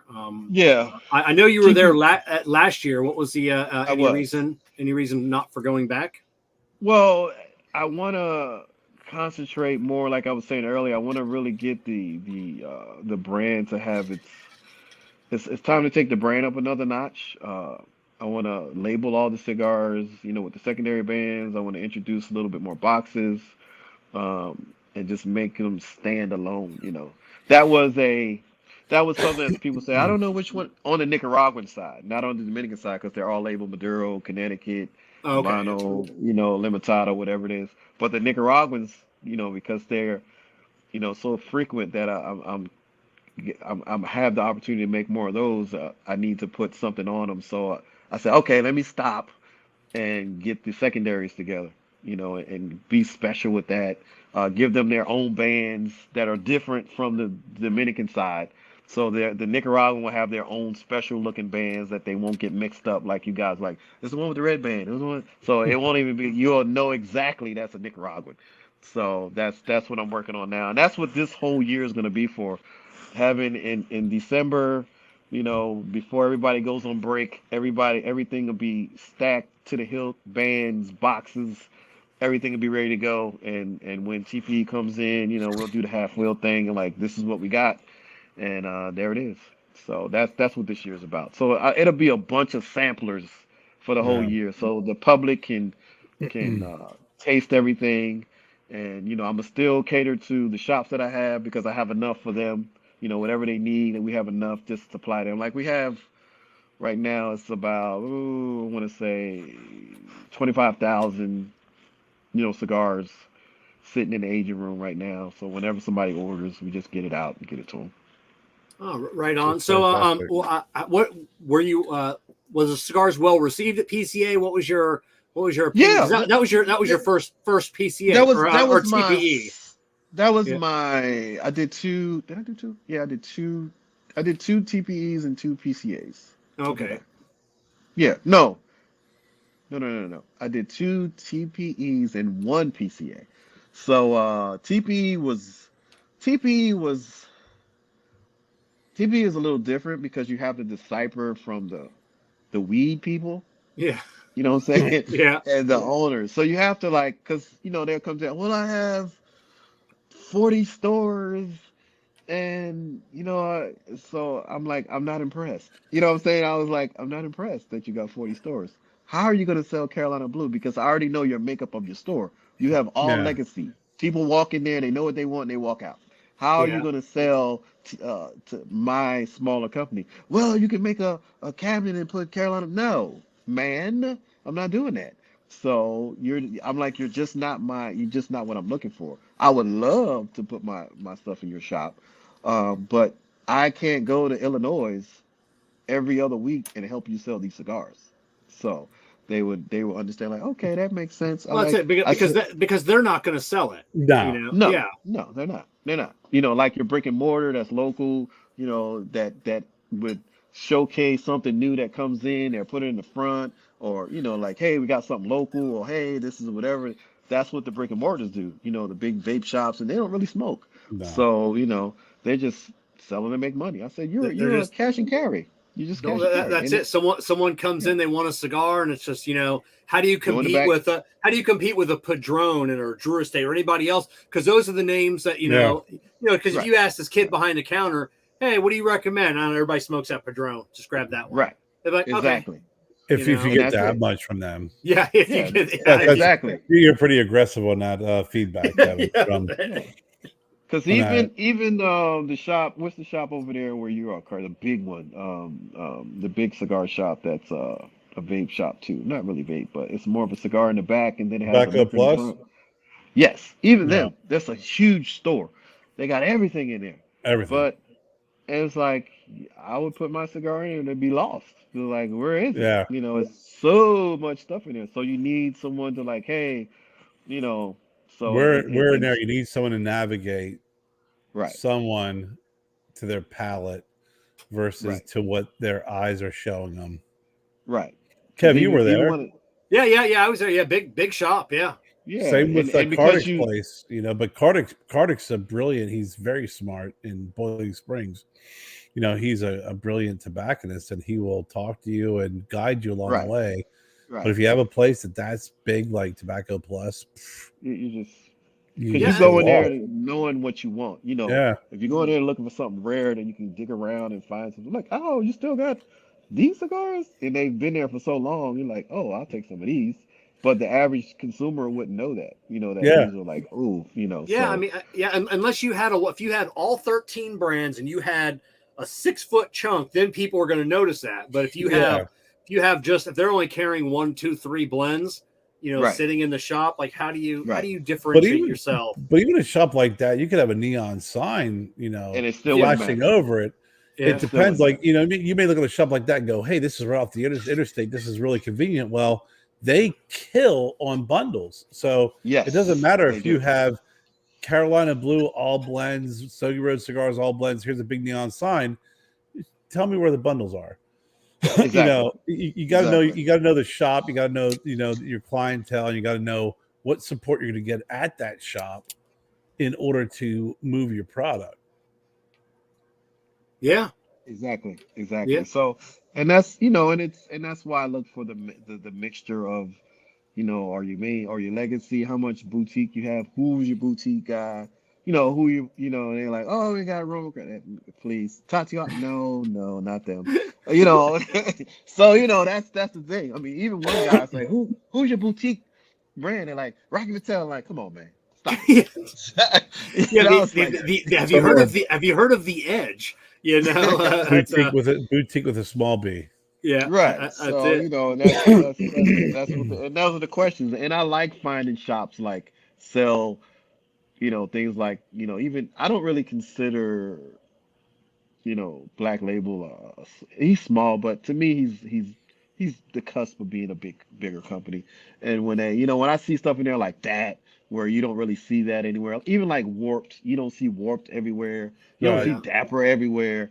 But when you go to a shop and you don't see Illusione everywhere. It's only certain parts of the United States. But when you find those in those stores, then you're like, wow, yeah, this is the kind of shop. Like we have another shop here in Charlotte, Burners. They have a lot of stuff that other shops don't carry. They HBC and stuff like that. So that's the kind of stores that I look for. Because I feel as though my cigars are in that wheelhouse as well. So. Yeah, Jessica could speak to that because Jessica's similar like me. It's like when you go traveling, I want to know do you have a house blend? And more importantly, do you have anything that's unique to anybody else? Right. Exactly. I don't care if it's got a band. I don't care if it's got a freaking, a sneakers, a shoestring on it. Right. What do you got? Right. Yeah, right. and I rely on the brick and mortar. There have been so many times that Jessica and I have traveled, and we asked that question. Hey, do you got anything new and unique to the shop? Anything? Mm-hmm. They're like, no, we've got like this and this, and then it's like I just end up grabbing what I normally smoke. Another one. So if that guy behind the counter or that owner is not attentive, I'm not gonna, especially if it's a big shop, I'm not gonna walk around for 45 minutes, looking at every cigar. I'm like, oh, hey, there's Drew Estate. I know I like the Undercrown 10. I'm just gonna grab that. Hey, there's Dunbarton. Just gonna pick one of those up. Right. You know, Yeah. so Yeah. you know, but the Yeah. shops that we've been in are like, oh, you know, we have this, and they'll take us to the wall or the section, and you know, talk to but us like, to be fair, you normally wouldn't do that unless I'm with you. yeah, Because I'm the one who yeah, is always looking. yeah. for- Jessica's always, you know, always hounding. You know, what do you have? Yeah. I want new. I want, or you know, I want something small. And I want even boutique. if a person's not knowledgeable yet, or like doesn't really know like how to, you know, let us know what's going on, we have eyes. Yeah. You know, I mean, we can Right. shop. It's You know, which is dictated to fine. those. It's dictated. I always used to call it the Stogie Road 3: location, selection, and staff. Yeah. You know, the location Yeah. gets you there, the selection gets you to buy, and the staff gets you to buy more and keep coming back. And Right. there have been so many shops that you go into where you're like Kevin said, it's the guy sitting there or the girl sitting there at the like this. Yeah, let me know if you need anything on their phone. And then you go into the next shop and they're like completely engaged, like Pete Lee down here at Yeah. Cigar Experience, or David and his crew at Boda Cigars, or like Preston. You know, they really want to know what you're smoking and they want to know what your palate is because they're going to direct you to not only what you may be used to, but they may introduce you to something completely different. And that's where I got my love of boutiques is from Duncan Right. when he worked at Tobacco Plus, because he was able to introduce me to brands I was unaware of. Mm-hmm. And that's the sign of a really good tobacconist that engages their customers. They tell them what they have locally, they tell them what they have that's unique, and they tell them what they may have based off their flavor profile versus Right. what they want to sell and what they need to sell. Yeah, and it's like me when I go. Every time I go back to the factory, I'm always on the hunt for some new rum. Or if I was in Texas the weekend, I'm like, okay, what you got local? Yeah. You know, I go like, what you got? Oh, we got this right here. It's made right here. I'm like, oh, I'm not, but you know what? I'll take it because it's something I'm not going to find anywhere else. Yep. And you know, it's just, and that's how I think, you know, cigar smokers should kind of, you know, even though if you like whatever you like on a regular basis, try the off-brand. Yeah, venture off. You know, yeah, venture off to see like, wow, they can do that. You know, and it just enhances, you know, your senses for your palate. It's like eating the same food all the time, or eating a McDonald's burger, and then you go find a real damn steak burger. It's like, oh Yeah. shit, I've been missing this all my life. Yeah, you have. Speaking of tech, who's got better barbecue, Texas or North Carolina? North Carolina. North on. Carolina. Right. Yes. All But right, you see, all right. but see, it's a difference in the barbecue. Like Texas sauce. barbecue is like everything. They put whatever sauce they use. You know, they put it on the sirloins. They put it on the chopped beef. They put it on the chopped turkey. It's just the sauce. In North Carolina, it's just the pulled pork with the vinegar base, and Yeah. it's just one thing. That's all we talk about is a barbecue sandwich, which is the pulled pork with whatever you like on it. That's it. So You know, good. we're not talking about chicken because they say barbecue is a chicken. It could be the, you know, steak, is whatever it is. So that's the difference between Texas and North Carolina or wherever else. Chris, I got to send you some of my barbecue sauce. I actually have North Carolina vinegar-based barbecue sauce. Oh, you do? Yeah. Okay. Yeah, it's really good. Yeah. When I first moved to North Carolina from New Jersey, I was like, I had no idea what barbecue was because I was thinking, oh, you mean hot dogs and hamburgers? Right. Like, Right. you know, like that's how I grew up. Like that's Right. that's a cookout, you know. So Right. I was like, oh, Barbecue. that's what we're gonna have. And then I go there and it's all of this barbecue, and I was like, what the When hell you is get this? 3 pounds of meat for $8, you're like, Oh, what is right. this? and then Right. Put I that was sauce like, over top of it. Oh, then you're just in heaven for the rest of your Right. life. I love that. I love that vinegar-based sauce. And Oh. everybody can't make hush puppies, you know, like, No, "Well, you wanna make they hush cannot. puppies?" I'm like, Oh, no. Yeah. I'm like, are you sure you can make those? Yeah. I don't know, like- No. Or potato Everybody can't make those. cakes. And Yeah. stuff. Right. Like, No. that's Those hush puppies are the I think the hush puppies are kind of like the measuring stick. If Yes. they're damn good. You- If you eat a hush puppy, Okay. you're like, damn, these are freaking good. You know, everything else is going to be damn good. Right. So I That's get right. teased all the time by Kerr and Kevin about fried pies. Please tell me you know what a fried pie is. I do, but I don't eat them. Oh, you don't, but you know what they are, okay? They are definitely not McDonald's apple pies. Apple pie for McDonald's. It is not that. Right. But anyway, I do like them. They're good. But yeah, that was the first time I ever had a fried pie was when I lived in North Carolina. I'm done with it. Yeah, I think you're done. But I think you nubbed it out, my friend. Yeah. I think you nubbed it out. I got mine down pretty far too, Kerr. I'm nubbing a Connecticut, and that isn't unheard of, is to nub a Connecticut. It's burning my fingers, and I'm like, okay, I think I can withstand. Give me more. Give me more. Definitely.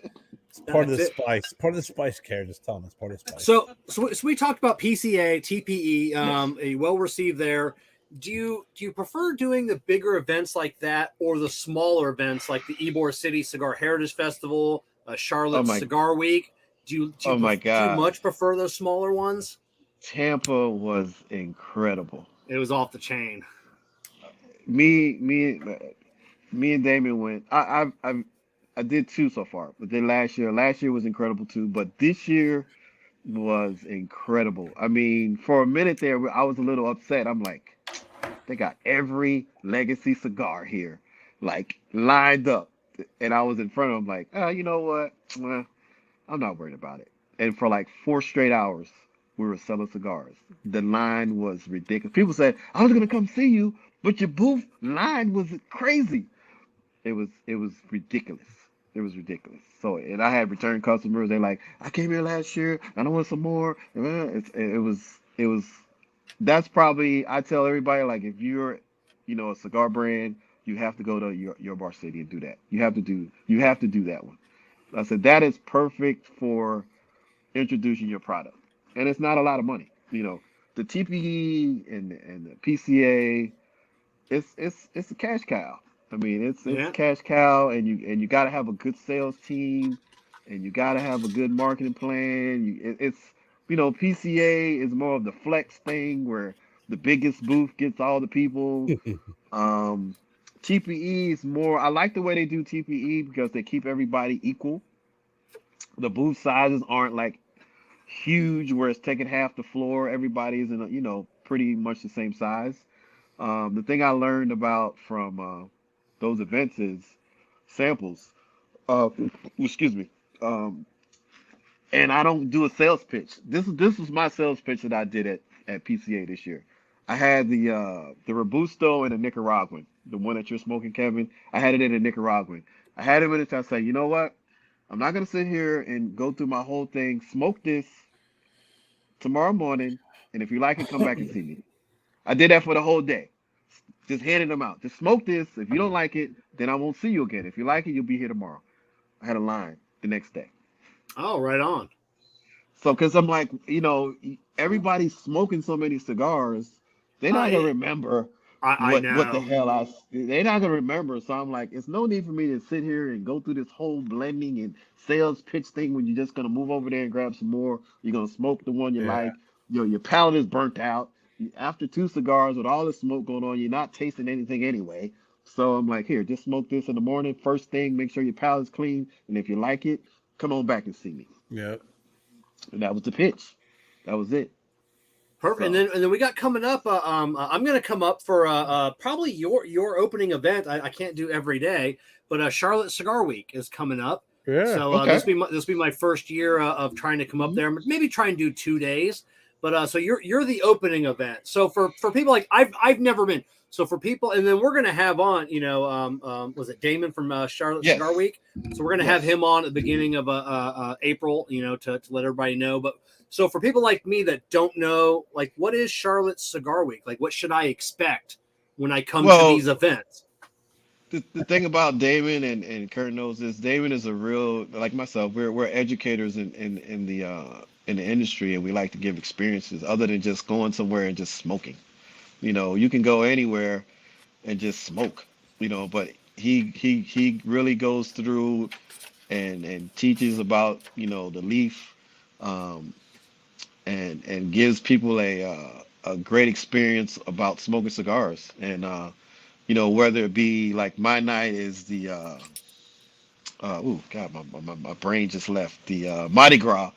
Then he has another night of the you know, Havana type Latin night, and he has one for women, and you know, he has a woman, a sister to leave, you know, that's there. You know, it's all themed.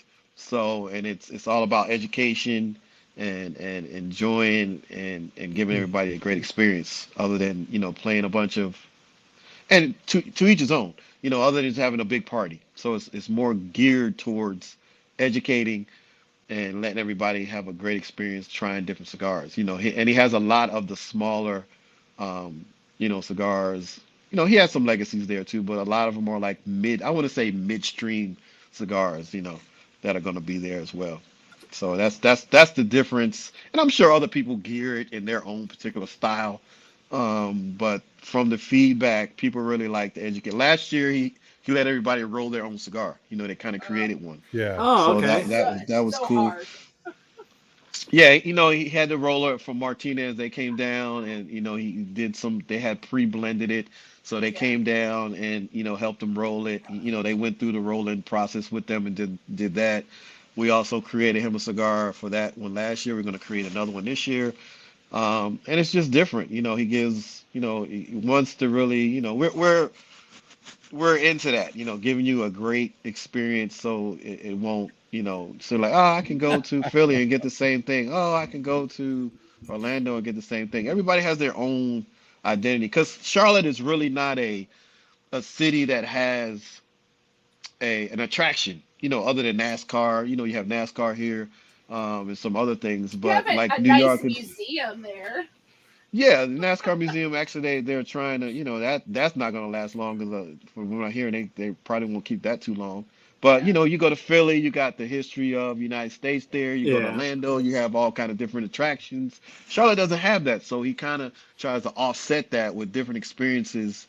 You know, taking you out of the lounge, but get you in a social environment, you know, in a dinner, and where you can be more sociable, and you know, it's just a different, you have to bring a different identity to your events, and he does a great job doing that. So Charlotte has Damon. Yeah.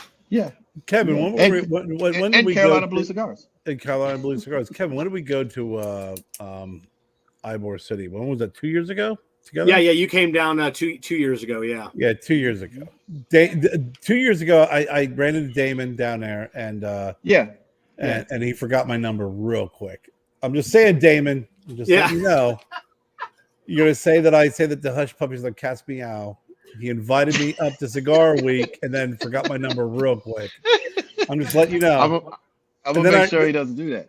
And then I ran into him again at Vintage, and he's like, "Oh yeah." And then he forgot my number a second time. Yeah. Okay, we're not gonna forget your number anymore. We're not gonna forget your number. All right. So I'll make sure. That yeah. We'll make sure he gets your David's number. cursing me right now. He's like, Yeah. You know. I gotta write something really nice, but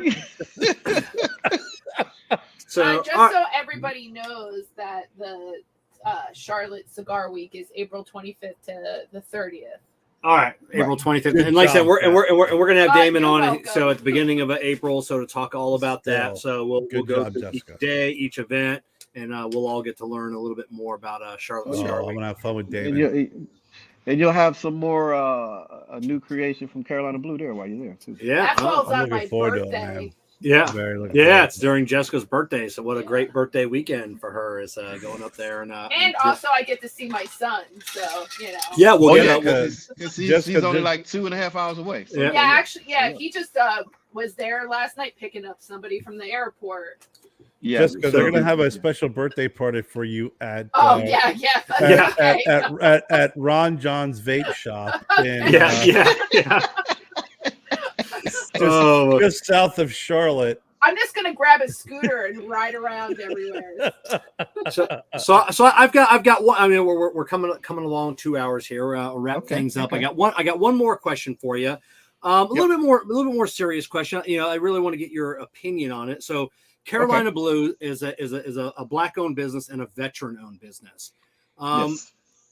do you before you answer, do you lead with either of those when you're trying to get your cigars into lounges? And like I said, before you answer, I have talked with numerous cigar shop owners, and someone will come in or someone will call, and that's what they lead, and that's what irritates some of these people. They'll lead with, I'm a female-owned business, cigar business. I'm Black owned. I'm veteran owned, and that's what they lead with. And I'm like, I just find that odd, that's what is led with. I would think the cigars, would want, is to be the leading, or the decision to get your cigars into a shop. I mean, what's your opinion on that? It has its moments where it's needed, I guess. Shit, I walk in the shop and voila, I am what. But I mean, if it was veteran owned for me, I can't even. I don't think I've ever walked in the shop and said I'm Black owned, or I've never pitched that I'm Black owned. It's usually somebody say, "Oh, you have a Black owned," so then we'll go down that road. But other than that, I'm just a cigar manufacturer. It's I don't cater. Yes, I want my people to enjoy my cigar, but I want everybody to enjoy my cigar. For a while, I was criticized that nobody knew who the hell they didn't know that I owned the company, that that it was, because I didn't want that. I just wanted the cigar to stand alone by itself. That's what I wanted. Because at some point, it matters as far as your denomination for other things like funding and connections on that side, for different things. But as far as me saying, oh, I'm, the Black owned business, please buy my product based on that, then no, I this is my way of approaching. I'm giving you a product. Right. Because just think about it. If I had a curtain over me and I gave you the product, then you smoked it, does it matter? No. As long as it's a good product. And we all know women support women. We know that. And there's nothing wrong with that. For this, I'll give you something that just happened to me last week. A prominent athlete. He's retired. He approached my brand. He said, "Hey, I want to partner with your brand." I'm like, "Why?" I'm like, "Your name is not going to do anything for my brand. You're not even connected to my story at all. So how do you think that you're going to make my brand just skyrocket?" I said, "I can name you 5 or 6 brands that owned by cigar companies. That have cigars that are really, they're doing okay, but because of the name, it doesn't do anything." I said, what people in the industry want to see, if you're true, if you're genuine, and you're working for what you're doing, if you're putting out a good product, they really don't care if you're green, orange, blue, and they want to be able to reach out and touch you and have a conversation with you and see who you are as an individual. So it really doesn't matter, to some degree it does matter. But for the most part, it really doesn't. Do I have a little harder road because I'm have a certain cultural background? If you want to lay the numbers, yeah, the road is a little harder. But that doesn't stop me from putting out a good product, So, and that's just in life in general. That's just with anything we do. Some people, because of how they approach the business, the road that they travel is going to be harder. But if they do it right, it's knocks and hills and valleys. And if you keep moving, it's not going to matter. In the end of the day, the bills don't know what color you are. The bank account don't know what color you are. And the tobacco don't know what color I am. So. Well, I'm just gonna tell you right now, if you led with veterans, you got me. Yeah. Just easily sold on that. And then when was the last time? Does anybody remember any athlete that is attached to a cigar brand that has done anything? No. Carl Malone, but Carl Malone's a cigar smoker, so he probably has a little bit. You see his cigars maybe a little more often because he is a nerd when it comes to cigar. Yeah, he's in the industry. But other than that, like so we went to an event with Ray Lewis and Gary Sheffield. Promoting these. When's the last time anybody ever had a Ray Lewis or Gary Sheffield cigar? I mean, I have a box of each, but they were decent cigars. But those guys, I know on the Ray Lewis side, I think he thought his name alone would catapult that brand. It kills in the Baltimore area. Yeah. Is that a little double entendre there? But, exactly. Yeah, kills in the Baltimore area. I didn't say it that way, Kevin. Yeah, but yeah. So yeah. And I mean, I could say veteran owned. I mean, but then and I do it was a couple of veterans on here, and yes, I'm very proud of my veteran background. And I do it on my Instagram and everywhere else. I lead with that just to know my background. Right. But I don't walk up in a shop and say, "Oh, I'm veteran owned," and blah blah blah blah blah. And I've done 4 tours, and I have I don't, because that is irrelevant at this point. So the next question is, your cigar's good? You know what I'm saying? So that's always it's always the question. If they suck, it is what it is. It's the sales. It may get you in the door, but does it get you reorders? Right. And it's just the support you give, and then like now, I know the marketing could be better, could be a lot better for Carolina Blue. I know that putting together a great team to get that going. And it's and it's that's me as an owner saying how my business is rolling. It has nothing to do with my background. It's the business. Are you doing everything as an owner to make your cigar successful? Yeah. And that's what I'm looking at. So right on. Thank you so much, Kerr. Any final questions, thoughts for our it's guests? Good seeing you again, Chris. Yes. I can't wait to see you again. And anytime you're in the area, I always pop in and say, "Hey, what's up?"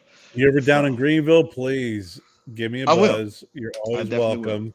When I'm up in Charlotte, I'll definitely give you a buzz. And come on over. If Damon reaches into his pocket and finds that ticket for the Charlotte Cigar Week, those short arms, deep pockets, maybe I'll be able to see you guys. And I'll even open up the Carolina Blue Lounge when y'all guys come up. Right on. That'd be great, bro. All right, Chris, thank you so much spending 2 hours of your Monday night. We had a blast, and just let everybody know, I said I'm still working on this Connecticut. That's how that says a lot to have a Connecticut down that far. Great blends, man. I appreciate it, and I do enjoy your show there too, Kevin. I watch you when you're on every day. So I appreciate the enjoying the cigar. I appreciate you guys enjoying the experience. And yes, definitely, I'm gonna keep supporting you guys, and I appreciate you guys supporting my brand as well. All right, man. You have a good night. Thank you. All right. Good night, Chris. Okay. All right. All right, everybody start typing in the word cigar for our giveaway. And in the meantime, let's hear a word from our sponsor, Corona Cigar.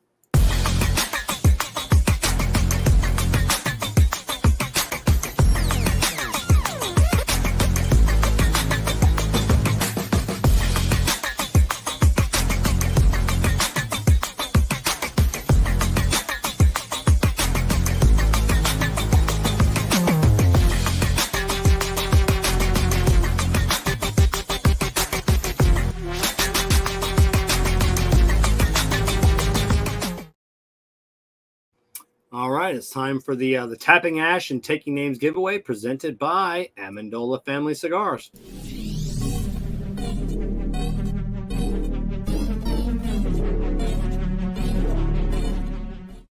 Love it. All right, so this week's prize pack will be last week's prize pack since the winner didn't get back to us. So, oh really? I was ask about that. I told Jennifer asked me about that. She's like, "Well, did you ever get an email from Kevin?" I'm like, "No." I said, "No." The person never emailed me, so we'll give away the Stogie Road prize pack, which is it's 8 cigars, and it is the deconstructed barber poles. Each one of the blends, you'll get a Corona size cigar.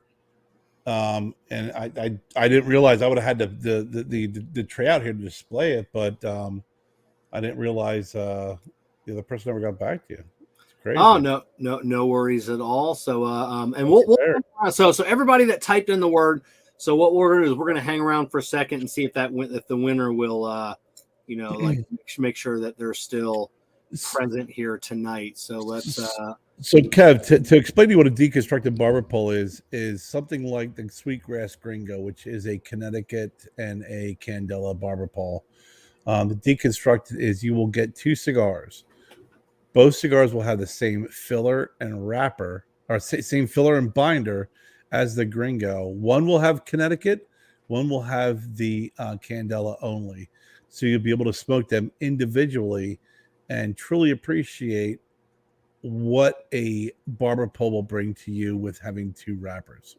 So what you got to create a graphic for us, Kerr. So I was ill prepared. You didn't tell me. I know. So we'll Jess, he's criticizing me for not having. No, I'm just saying for next time we'll have a graphic. Okay. So all right, Kevin, next time we'll get that yeah, I like how he tries to put it off on us as if that was my fault. Karen, next time be better prepared. Oh, look who won. Robert King Jr. Congratulations. So next time Carol be better prepared. So Robert, I'm sure Robert is still on. We have a way of getting in touch with Robert. So we'll definitely get Robert that prize pack out. So thank you everybody for watching tonight. Next week we got a Michael Herklotz from Ferriotego Cigars. We were supposed to have Michael Herklotz on, and then Hurricane Ian I remember that came through the town here and took out our internet and power and everything else in town. Yeah. So we've been trying to get Michael back on, so we'll be talking to Michael about the Ferriotego, the cigar. We'll be talking about him hosting the Great Smoke 2023.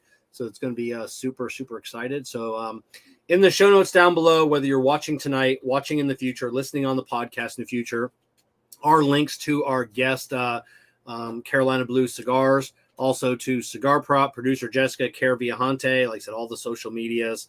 You can click on them and check out all of those. Thank you to our partners for making this show happen each and every week. We really, really can't do it without them. So thank you, JC Newman Cigars, CigarMedics, Amendola Cigars, We Are the Muscle, Veritas Cigars, Illusione Cigars, deep in flavor, deep in your mind. K by Karen Berger Cigars, Corona Cigar, and of course, Drew Estate and Experience Asset. Kerr, final words. What? Final words? You broke up. I'm sorry, it broke up. Oh, did I? Oh, okay, my bad. All I heard was care, and I'm like, yes. Yeah. Just for you. For me. Just for you. Venture off into your humidor and ask your tobacconist, what new do you have? What different do you have? It's what is your house blend? Engage your tobacconist is the last words. Engage your tobacconist and what they have in their humidor. And also be kind to your tobacconist, even if they're no, Jess, it's my word, not yours. No. Yes, it's Kerr's last word. No. Yes. I've had been online and I've heard people say like, oh, these people don't know what they're talking about. Well, maybe they're learning. Like maybe they are. Have some patience. Maybe they should know more.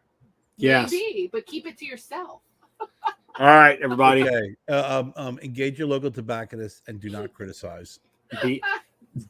Remember, be kind. Please rewind.